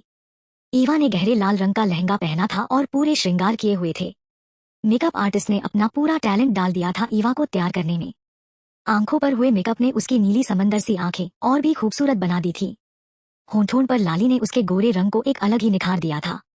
कानों में बड़े बड़े इयरिंग्स जो उसके गले में पहने भारी हार के साथ मैचिंग कर रहे थे। हाथों में भरी हुई चूड़ियां। उसके गोरे हाथों पर मेहंदी का गहरा रंग बेहद खूबसूरत लग रहा था। कमर में कमरबंद लटका उसके कदम उठाते ही इठलाकर उसकी कमर को चूम लेता। पैरों पर भी मेहंदी बेहद रची हुई थी और उन्हें मेहंदी रंगे पैरों में पायल खुद पर इतरा रही थी। सबकी नजरें ईवा पर से हटने का नाम ही नहीं ले रही थी, क्योंकि ईवा की खूबसूरती सच में बाकमाल थी। वहीं अगस्त्य तो जैसे सांसें लेना ही भूल गया था। ईवा का ऐसा रूप उसने कभी सपने में भी नहीं सोचा था। उसे आज अपनी किस्मत पर गुमान हो रहा था कि उसका हमसफर तन और मन से बेहद खूबसूरत है। वृंदा और अद्रिजा ईवा को मंडप में अगस्त्य के बगल में बैठाकर पीछे खड़ी हो गईं। अगस्त्य की नजरें ईवा पर जैसे टिक गई थी और वो पूरी तरह से उसमें खो गया था, जिसके चलते उसे पंडित जी की आवाज तक सुनाई नहीं दे रही थी। जीजू हाथ आगे कर लो, वरना मैं अभी शादी कैंसिल कर दूंगा। रौनक के अगस्त्य को कंधों से पकड़कर झांझोड़ दिया था और तब जाकर उसे होश आया। उसने पीछे मुड़कर रौनक को घूरा और फिर एक नकली मुस्कुराहट देते हुए कहा, मुझे सब पता है तू क्यों शादी कैंसिल करने पर तुला हुआ है। क्यों? रौनक ने आंखें छोटी कर उसे घूरते हुए पूछा तो अगस्त्य ने उसे एक किस उछाल कर देते हुए कहा, इसलिए क्योंकि तू खुद मरा जा रहा है मुझसे शादी करने के लिए। आजा साथ में ही फेरे ले लेते हैं। अगस्त्य ने झट से रौनक का हाथ पकड़ किया। ए पंडित जी जल्दी शादी कराओ दोनों की, इसकी नीयत बिगड़ रही है। रौनक ने जल्दी से अपना हाथ छुड़ा पंडित जी से कहा और उसकी बात सुन सभी हंस पड़े। शादी की रस्में आगे बढ़ी और हर एक रस्म के साथ ईवा अगस्त्य की होते जा रही थी। कन्यादान के लिए जब कहा गया तो वरदान अंकल ने ईवा का कन्यादान किया और अगस्त्य के हाथ में उसका हाथ थमा दिया हमेशा के लिए। अद्रिजा ने दोनों का गठबंधन किया और 7 फेरों के साथ दोनों एक दूसरे से 7 जन्मों के लिए बंध गए। अगस्त्य ने ईवा के गले में मंगलसूत्र पहनाया और उसकी मांग में अपने नाम का सिंदूर भर दिया। उसकी आंखें नम हो गई थी जिसे वो बहने से रोक नहीं पाया। किसी ने उसके रोने का मजाक नहीं बनाया क्योंकि सबने देखा था उसे तड़पते हुए अपनी बेबी डॉल के लिए और आज वो उसकी हो गई थी। पंडित जी ने शादी संपन्न हुई जैसे ही कहा आरित्र और शायन ने पटाखे फोड़ने शुरू कर दिए। सबके चेहरों पर मुस्कान थी और सबके दिलों में खुशी। अगस्त्य और ईवा ने अदिति जी, हितेश जी और वरदान अंकल का आशीर्वाद लेने के बाद दोनों ने समर और वृंदा का भी आशीर्वाद लिया। आखिर समर ने ईवा के बड़े भाई की पोस्ट जो संभाल ली थी। एक बार फिर नाच गाने के साथ सबने ईवा और अगस्त्य को नई जिंदगी के लिए शुभकामनाएं दी। खाने पीने के बाद सबने शादी के बाद की रस्में करवाई। अंगूठी ढूंढने की रस्म में ईवा जीत गई थी क्योंकि अगस्त्य ने हर बार उसके हाथ में अंगूठी थमा दी थी। अदिति जी दोनों को पास ही के मंदिर ले गई थी। हालांकि ईवा भगवान में यकीन नहीं रखती थी लेकिन उसने इनकार नहीं किया। जब तक वो लौटे तब तक सबने मिलकर उनके कमरे को सजा दिया था और अब उनके कमरे के सामने पूरा दरवाजा रोक कर खड़े थे। अदिति जी, हितेश जी और वरदान जी इन सबसे दूर ही हो गए क्योंकि ये बच्चों का आपस का मामला था। वैसे तो लड़की पहले कमरे में दाखिल हो जाती है लेकिन यहाँ उन सबने ईवा और अगस्त्य दोनों को ही बाहर ही रोक दिया था। सिर्फ समर और वृंदा ही थे जो बस एक और खड़े इस ऊट पटांग चीज को देख रहे थे जहाँ लड़के के साथ साथ लड़की से भी कमरे में जाने का नेग मांगा जा रहा था। कितनी देर 51,000 के पीछे भैंसबाजी के बाद अगस्त्य ने अपना कार्ड ही पकड़ा दिया और ईवा को गोद में उठा लिया और साथ ही धमकी भी दे डाली कि जितने मांगे हैं उतने ही निकालना क्योंकि बाकी उसकी बेबी डॉल के लिए हैं। सब उसकी इस हरकत पर हंस रहे थे और उन दोनों को छेड़ते हुए वो सब अपने अपने स्थान पर जा चुके थे। अगस्त्य ने कमरे में आते ही दरवाजा बंद किए और ईवा को गोद में संभाले ही दरवाजा लॉक कर दिया क्योंकि उसे नीचे घूमती मंडली पर जरा भी यकीन नहीं था। वो ईवा को गोद में लिए ही पूरे कमरे में घूम गया। ईवा ने खिलखिलाते हुए उसके गले में बाहें कस ली।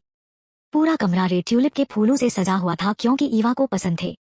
बेड के चारों ओर फूलों का जैसे जाल ही बना दिया था। कैसा लगा कमरा? अगस्त्य ने चारों तरफ देख ईवा से पूछा। ईवा बस मुस्कुराते हुए हर एक चीज देख रही थी। अगस्त्य उसे अपनी गोद में ही लिए हुए बेड पर बैठ गया और प्यार से अपनी बेबी डॉल को निहारने लगा। उसे पता ही नहीं चला कि कब उसकी आंखें भर आई और उसने कसकर ईवा को अपनी बाहों में भर लिया। ईवा महसूस कर रही थी अगस्त्य के आंसुओं को अपने कंधे पर। वो धीरे धीरे उसके सिर को सहलाने लगी। आई लव यू, अगस्त्य ने भरे गले से कहा तो ईवा ने उसके सिर को चूम लिया और उसके चेहरे को अपने हाथों में थाम लिया। उसने अगस्त्य के आंसू अच्छे से साफ किए। हालांकि उसकी भी आंखें नम हो गई थी मगर वो रोना नहीं चाहती थी। बहुत मुश्किल से इन आंसुओं को अपनी जिंदगी से दूर किया था और अब वो बिल्कुल भी इन्हें अपनी इस खुशियों भरी जिंदगी में आने नहीं देना चाहती थी। मैं भी तुमसे बहुत प्यार करती हूँ अगस्त्य। अपनी जिंदगी में तुम्हारी जगह किसी को नहीं दी क्योंकि मेरी जिंदगी में तुम पहले इंसान हो जिसे मैंने उस वक्त चाहा था जब मेरे दिल में कोई जज्बात भी नहीं थे। तुम बेहद खास हो मेरे लिए, ईवा हल्के हल्के अगस्त्य के गालों को सहलाते हुए कहने लगी। अगस्त्य ने कुछ नहीं कहा, बस फिर से उसे बाहों में भर लिया। ईवा समझ रही थी अगस्त्य की फीलिंग्स को। दोनों ने ही बहुत मुश्किलों बाद एक दूसरे का साथ पाया था और अब जब दोनों हमेशा के लिए साथ हो गए थे तो खुशी संभाले नहीं संभल रही थी। कुछ देर ऐसे ही रहने के बाद अगस्त्य ने धीरे से अपना चेहरा ईवा की गर्दन पर ठहरा लिया और हल्के से अपने होठों से सहलाने लगा। ईवा ने अपनी आंखें बंद कर ली।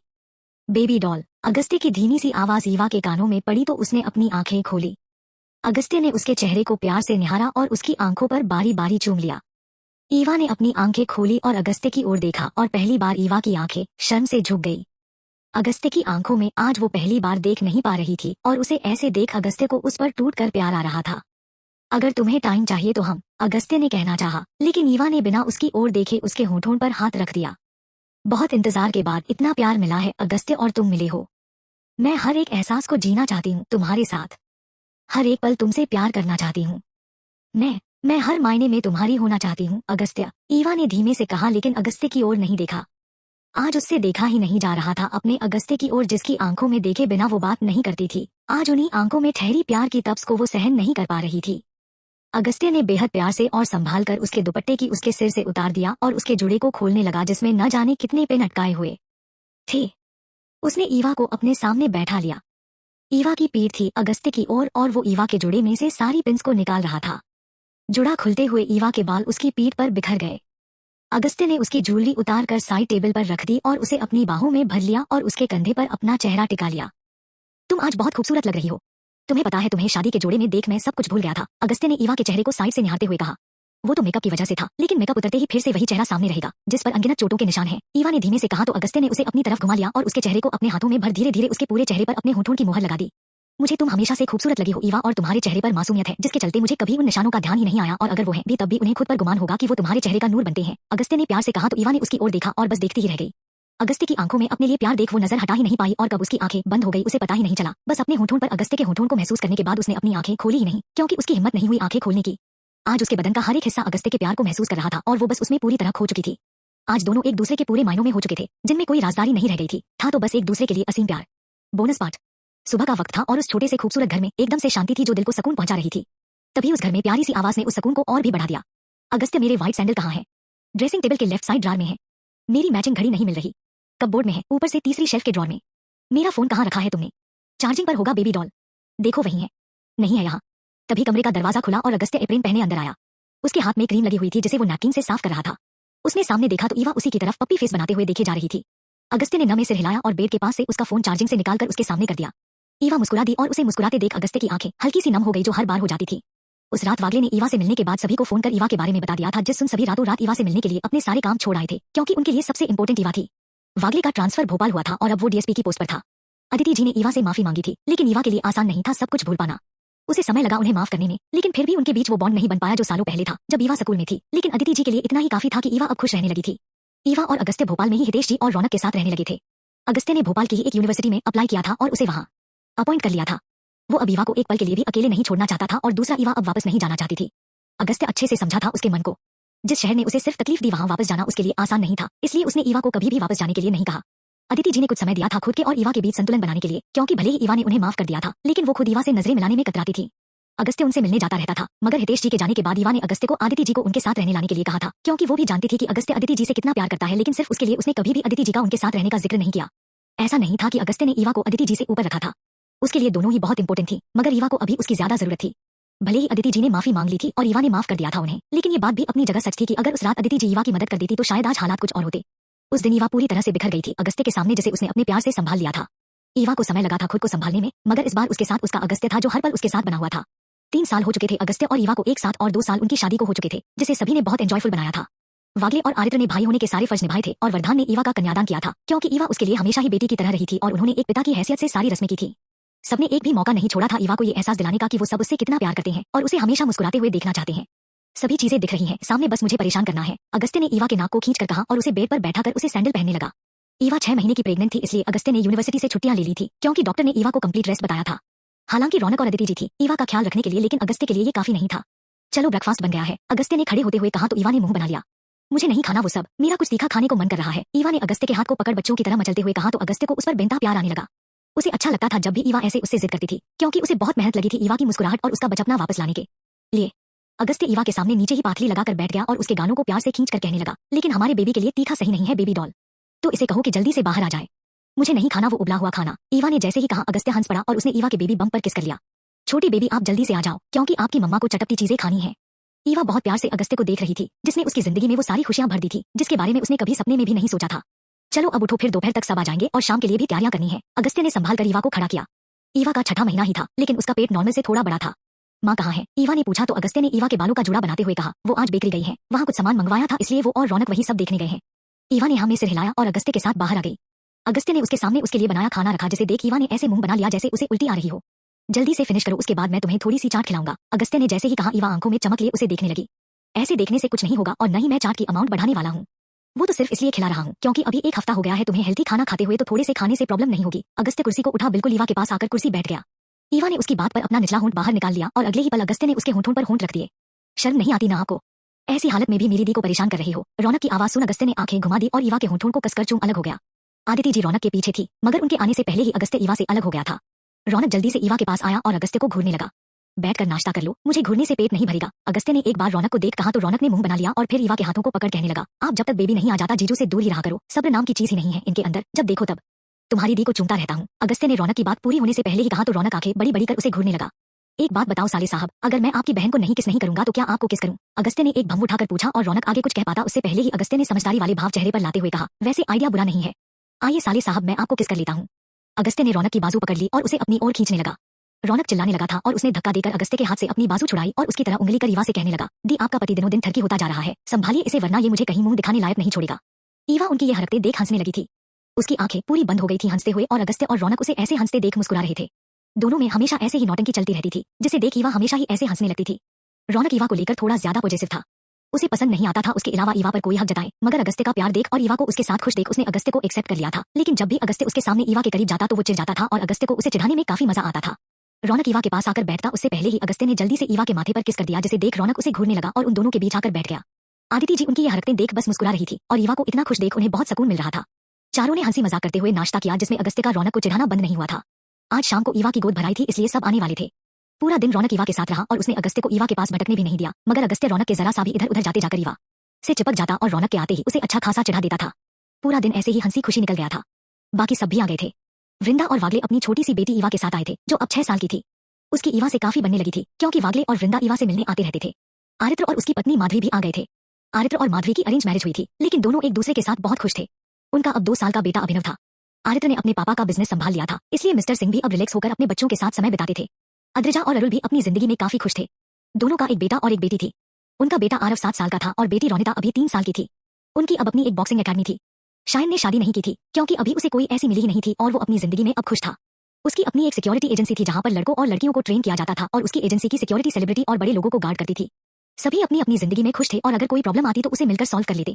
वरदान आज नहीं आ पाया था, क्योंकि उसकी आज कोर्ट में हियरिंग थी, लेकिन वो ईवा और अगस्त्य को मिलने आते रहते थे। बुआ चलो बाहर, मम्मा बुला रही हैं। छोटी ईवा ने आकर ईवा से कहा तो ईवा ने छोटी ईवा को खुद से लगा लिया। वागले ने ईवा को अपनी छोटी बहन माना था, जिस नाते छोटी ईवा उसे बुआ कहती थी। ईवा भी अब वागले को सर की जगह भाई कहने लगी थी और वृंदा को भाभी। उसकी जिंदगी में वो सभी रिश्ते उसे मिल गए थे जो उससे खो चुके थे। ईवा के कमरे में वृंदा, अद्रिजा और माधवी थी। उन्होंने ईवा को बहुत अच्छे से सजाया था। ईवा को सजने संवरने का शौक ही नहीं था, क्योंकि उसने इन सब पर कभी ध्यान ही नहीं दिया और न ही उसकी जिंदगी के हालातों ने कभी ध्यान देने दिया। शादी के बाद ये दूसरी बार था जब ईवा इस तरह तैयार हुई थी। अगस्त्य उसके लिए ब्लैक कलर का सूट लेकर आया था, जिस पर मेहंदी कलर की कढ़ाई की हुई थी। आदिति जी ने मना किया था कि शगुन का काम है, कोई और रंग ले आओ, लेकिन अगस्त्य ने ये कहकर मना कर दिया था कि मेरी बेबी डॉल को जल्दी नजर लगती है माँ, इसलिए छोटे से काले टीके से कुछ नहीं होगा, इसलिए ब्लैक सूट ही ठीक है, उसे किसी की नजर नहीं लगेगी। आदिति जी ने फिर आगे कुछ नहीं कहा, बस मुस्कुरा दी। ईवा बहुत खूबसूरत लग रही थी। उसके चेहरे पर चोटों के निशान अब भी थे, लेकिन आज माधवी ने मेकअप से उन्हें कुछ हद तक कवर कर दिया था। गले में हार, कानों में मैचिंग इयरिंग्स और माथे पर मांग टीका उसे बेहद खूबसूरत बना रहा था। बालों का जूड़ा बनाया था और कुछ लटे उसके गालों को चूम रही थी। हाथों में चूड़ियां पहनी थी और कुल मिलाकर आज वो अगस्त्य का बुरा हाल करने वाली थी। ईवा को संभालते हुए सभी हॉल में ले आए थे, जहां उसे सोफे पर बैठा दिया था। ज्यादा लोग नहीं थे, बस आसपास की कुछ औरतें ही आई थी और बाकी सब घरवाले ही थे। अगस्त्य ने जब ईवा को देखा तो सच में उसका दिल बहुत बुरी तरह से धड़कने लगा था। शादी के बाद आज उसने ईवा को ऐसे तैयार देखा था। उसे ईवा हर रूप में ही खूबसूरत लगती थी। उसका मुंह हल्का सा खुला हुआ था। जीजू मुंह बंद कर लो, वरना मक्खी पकड़कर मुंह में डाल दूंगा, रौनक ने अगस्त्य को घूरते हुए कहा तो अगस्त्य उसे आंखें छोटी कर घूरने लगा और फिर उसने उसके कंधे पर हाथ लपेटते हुए उसके कान के पास आकर धीरे से कहा, अब क्या करूं, तुम्हारी दीदी आज लगी कयामत रही है, लेकिन तुम बिल्कुल भी मत जलो अपनी दी से। तुम भी ऐसे तैयार होकर आ जाओ, मैं तुम्हें भी ऐसे ही देखूंगा, पक्का। इतना कहकर उसने हल्के से रौनक के गाल पर किस कर दी। रौनक एकदम से हड़बड़ाकर उससे दूर हुआ और फिर रोनी सूरत बनाकर ईवा की तरफ जाते हुए चिल्लाते हुए कहने लगा, दीदी अपने ठरकी पति को संभालिए, वरना आज मैं उन्हें पीट दूंगा। रौनक आकर ईवा के पास बैठ गया और उसके कंधे पर सिर रख दिया और अगस्त्य को देख उसे जीभ दिखा दी। वहीं उसकी बात पर सब हंसने लगे थे। सभी जानते थे कि रौनक और अगस्त्य एक दूसरे को कैसे चिढ़ाते रहते हैं, इसलिए सबके लिए ये नॉर्मल सी बात थी। इसी हंसी मजाक में ईवा की गोद भराई की रस्म होने लगी थी। बच्चे वहीं उछल कूद कर रहे थे और सबके चेहरे पर सिर्फ मुस्कुराहट थी। सारी रस्में पूरी हो चुकी थी और वागले और आरित्र दोनों ही ईवा के पास बैठे थे। एक तरफ वागले था और दूसरी तरफ आरित्र और अगस्त्य उन दोनों को घूर रहा था। वहीं शायन, अद्रिजा, माधवी और वृंदा हंसते हुए उन्हें देख रहे थे, क्योंकि वागले और आरित्र अगस्त्य को ईवा के पास भी नहीं आने दे रहे थे और रौनक अगस्त्य को चिढ़ा रहा था। ये गलत बात है आरित्र, तुम इस तरह से मुझे मेरी बीवी से दूर नहीं कर सकते, और समर भाई आप भी, अरे कुछ तो शर्म करो, आज मेरी बीवी की गोद भराई है और मुझे ही उसके पास नहीं आने दे रहे, अगस्त्य बच्चों की तरह शिकायत कर रहा था और ईवा बस हंस रही थी। सब पता है हमें, पूरा दिन चिपका रहता है हमारी बहन से, अब अगर हम उसके पास बैठे हैं तो तुम्हें जलन हो रही है। वागले ने आंखें छोटी कर ईवा को एक बाह के घेरे में ले अगस्त्य को घूर कर कहा, बिल्कुल सही कह रहे हैं आप भाई, ये न हर वक्त मेरी दी से चिपकते रहते हैं। रौनक ने समर के पास आ उसकी बाजू पकड़ कहा तो अगस्त्य ने उसे घूर कर देखा और फिर उसे पकड़ अपनी बाहों में पकड़ते हुए कहने लगा, आजा मैं तुझसे चिपक लेता हूँ, तू भी कौन सा कम प्यारा है मुझे। रौनक खुद को छुड़ा रहा था और बाकी सब हंसे जा रहे थे। आज सब बहुत ज्यादा खुश थे क्योंकि ईवा खुश थी। हंसी खुशी सारा कुछ अच्छे से हो गया था। सभी आज ईवा और अगस्त्य को ढेरों बधाइयां देकर अपने अपने घर जा चुके थे, क्योंकि सबकी जिंदगियां व्यस्त थी, लेकिन ईवा की खुशियों में शामिल होने के लिए सब हमेशा ही तैयार रहते थे। सबके जाने के बाद अदिति जी ईवा को उसके कमरे में ले गई थी, क्योंकि ईवा काफी थक चुकी थी। बाकी घर का सारा काम रौनक और अगस्त्य कर रहे थे, जिसमें अगस्त्य का रौनक को चिढ़ाना जारी था। करीब 1 घंटे बाद सारा काम खत्म कर अगस्त्य नहाने चला गया। कमरे में ईवा सो रही थी और उसकी नींद न खराब हो इसलिए वो रौनक के कमरे में चला गया था। वहीं रौनक अपने कमरे से नीचे आया तो उसे ईवा बाहर हॉल में दिखी। प्रेगनेंसी की वजह से ईवा का कमरा नीचे ही शिफ्ट कर दिया था। दी, आप यहाँ क्या कर रही हैं? रौनक जल्दी से ईवा के पास आया। तुम्हारे जीजू कहाँ हैं? ईवा ने रौनक के आते ही उसे पूछा। वो मेरे कमरे में नहा रहे हैं। आप सो रही थी और आपको डिस्टर्ब न इसलिए वो मेरे कमरे में चले गए। रौनक ने ईवा को सोफे पर धीरे से लिटाकर कहा और उसके पैरों के पास हल्के हल्के से उसके पैर दबाने लगा। तुम जाकर आराम कर लो बच्चा, तुम भी आज थक गए होगे, ईवा ने कहा तो रौनक ने उसके पैरों पर अपना सिर रखा। कहा, आपके लिए कभी नहीं थकता, दीदी और जीजू को आ जाने दो फिर मैं चला जाऊंगा। मुंह बनाकर, वैसे भी आपके साथ मुझे देखकर उनका ध्यान आप पर कम और मुझ पर ज्यादा जाता है। ईवा उसकी बात पर हंस पड़ी। सच सच बताना दी, वो कहीं सच में लड़कों में इंटरेस्टेड तो नहीं है ना? रौनक ने एकदम से उठकर पूछा। तभी उसे अपने कंधों पर हाथों का स्पर्श महसूस हुआ। उसने घबराकर घूंट भरा और गर्दन घुमाकर पीछे देखा तो अगस्त्य उसके बिल्कुल पास था। उसका सिर रौनक के गालों के पास था। लड़कों में तो इंटरेस्टेड नहीं हूँ, मगर तुम्हें देख नियत डोल जाती है। आखिर तुम इतनी क्यूट जो हो, अगस्त्य ने सीधा रौनक की आंखों में देख कहा तो रौनक हड़बड़ा कर उठ गया। दी, मैं बता रहा हूँ आपको, आप अपने ठरकी पति का इलाज करवाओ, कहीं ऐसा न हो अगली गोद भराई मेरी करनी पड़े। इतना कहकर रौनक जल्दी से भागकर अपने कमरे में चला गया और उसे ऐसे भागते देख अगस्त्य खिलखिलाकर हंस पड़ा। क्यों तंग करते हो उसे? ईवा ने हंसते हुए कहा तो अगस्त्य ने उसे सहारा दे बैठा दिया और उसकी लटों को सही करते हुए मुस्कुराते हुए कहने लगा, अब एक ही तो छोटा साला है, वरना समर भाई और आरित्र के साथ ये करने की कोशिश की तो वो मुझे ही धर दबोचेंगे। इतना कहकर अगस्त्य ने बहुत प्यार से ईवा के होठों को चूम लिया। बहुत खूबसूरत लग रही हो बेबी डॉल, अगस्त्य ने प्यार से ईवा को देख कहा तो ईवा ने उसके गाल पर अपना हाथ रख दिया और उसने भी अगस्त्य के होठों को हल्के से चूम लिया। अगस्त्य मुस्कुरा दिया। ईवा ने अभी तक चेंज नहीं किया था। वैसे तुम यहाँ क्या कर रही हो? माँ ने तो तुम्हें अंदर सुलाया था ना? अगस्त्य ने ईवा को खुद से लगा पूछा। वो थोड़ी बेचैनी सी हो रही थी इसलिए बाहर जाना था खुली हवा में, मगर तुम नहीं थे इसलिए रौनक ने मुझे यहीं बैठा लिया, ईवा ने थकी सी आवाज में कहा तो अगस्त्य ने फिक्र से उसके पेट पर हाथ रखा। कोई प्रॉब्लम तो नहीं है ना? डर तो नहीं हो रहा? नहीं, मैं ठीक हूँ, बस खुली हवा में जाने का मन कर रहा है। ईवा ने अपना हाथ अगस्त्य के हाथ पर रखा। कहा तो उसने राहत की सांस ली और ईवा को अपनी गोद में उठा लिया। ईवा बस मुस्कुरा दी और उसने अपनी बाहें अगस्त्य के गले में डाल दी। अगस्त्य उसे बाहर ले आया। घर के बाहर एक छोटा सा गार्डन बना था जहाँ काफी अच्छे से रख रखाव किया हुआ था। काफी सारे फूल उस रात में चांद की रोशनी में महक रहे थे। अगस्त्य ने बाहर आ ईवा को संभाल कर नीचे उतार दिया और उसे पीछे से अपनी बाहों में भर खड़ा हो गया। उसने ईवा के बेबी बम के ऊपर हाथ रख लिए। कुछ देर दोनों ऐसे ही खड़े रहे। उस खामोशी में भी सुकून था। थैंक यू अगस्त्य, ईवा की आवाज ने उस खामोशी को तोड़ा। किस लिए मेरी जान? अगस्त्य ने ईवा की गर्दन पर चूम कर प्यार से पूछा। मुझे इतनी खुशियां देने के लिए, एक परिवार देने के लिए। और ईवा कुछ पल रुकी और वापस आने के लिए। ईवा की आंखें नम हो गई थी। अगस्त्य ने ईवा को अपनी तरफ किया और उसके माथे को चूम उसका चेहरा अपने हाथों में भर प्यार से कहा, मेरी खुशियां और मेरा परिवार तुम हो बेबी डॉल, और इंसान अपने परिवार के पास वापस आता ही है। ईवा ने अगस्त्य की ओर देखा जो उसे ही प्यार से देख रहा था। ईवा उसके सीने से लग गई और अपनी आंखें बंद कर ली। अगस्त्य ने भी उसे अपनी बाहों में भर लिया। I love you Agastya. I love you too baby doll. उस चांदनी रात में दोनों एक दूसरे को बाहों में भरे खड़े थे और वो चांद भी उन्हें खुश देख कुछ ज्यादा ही चमकने लगा था। समाप्त।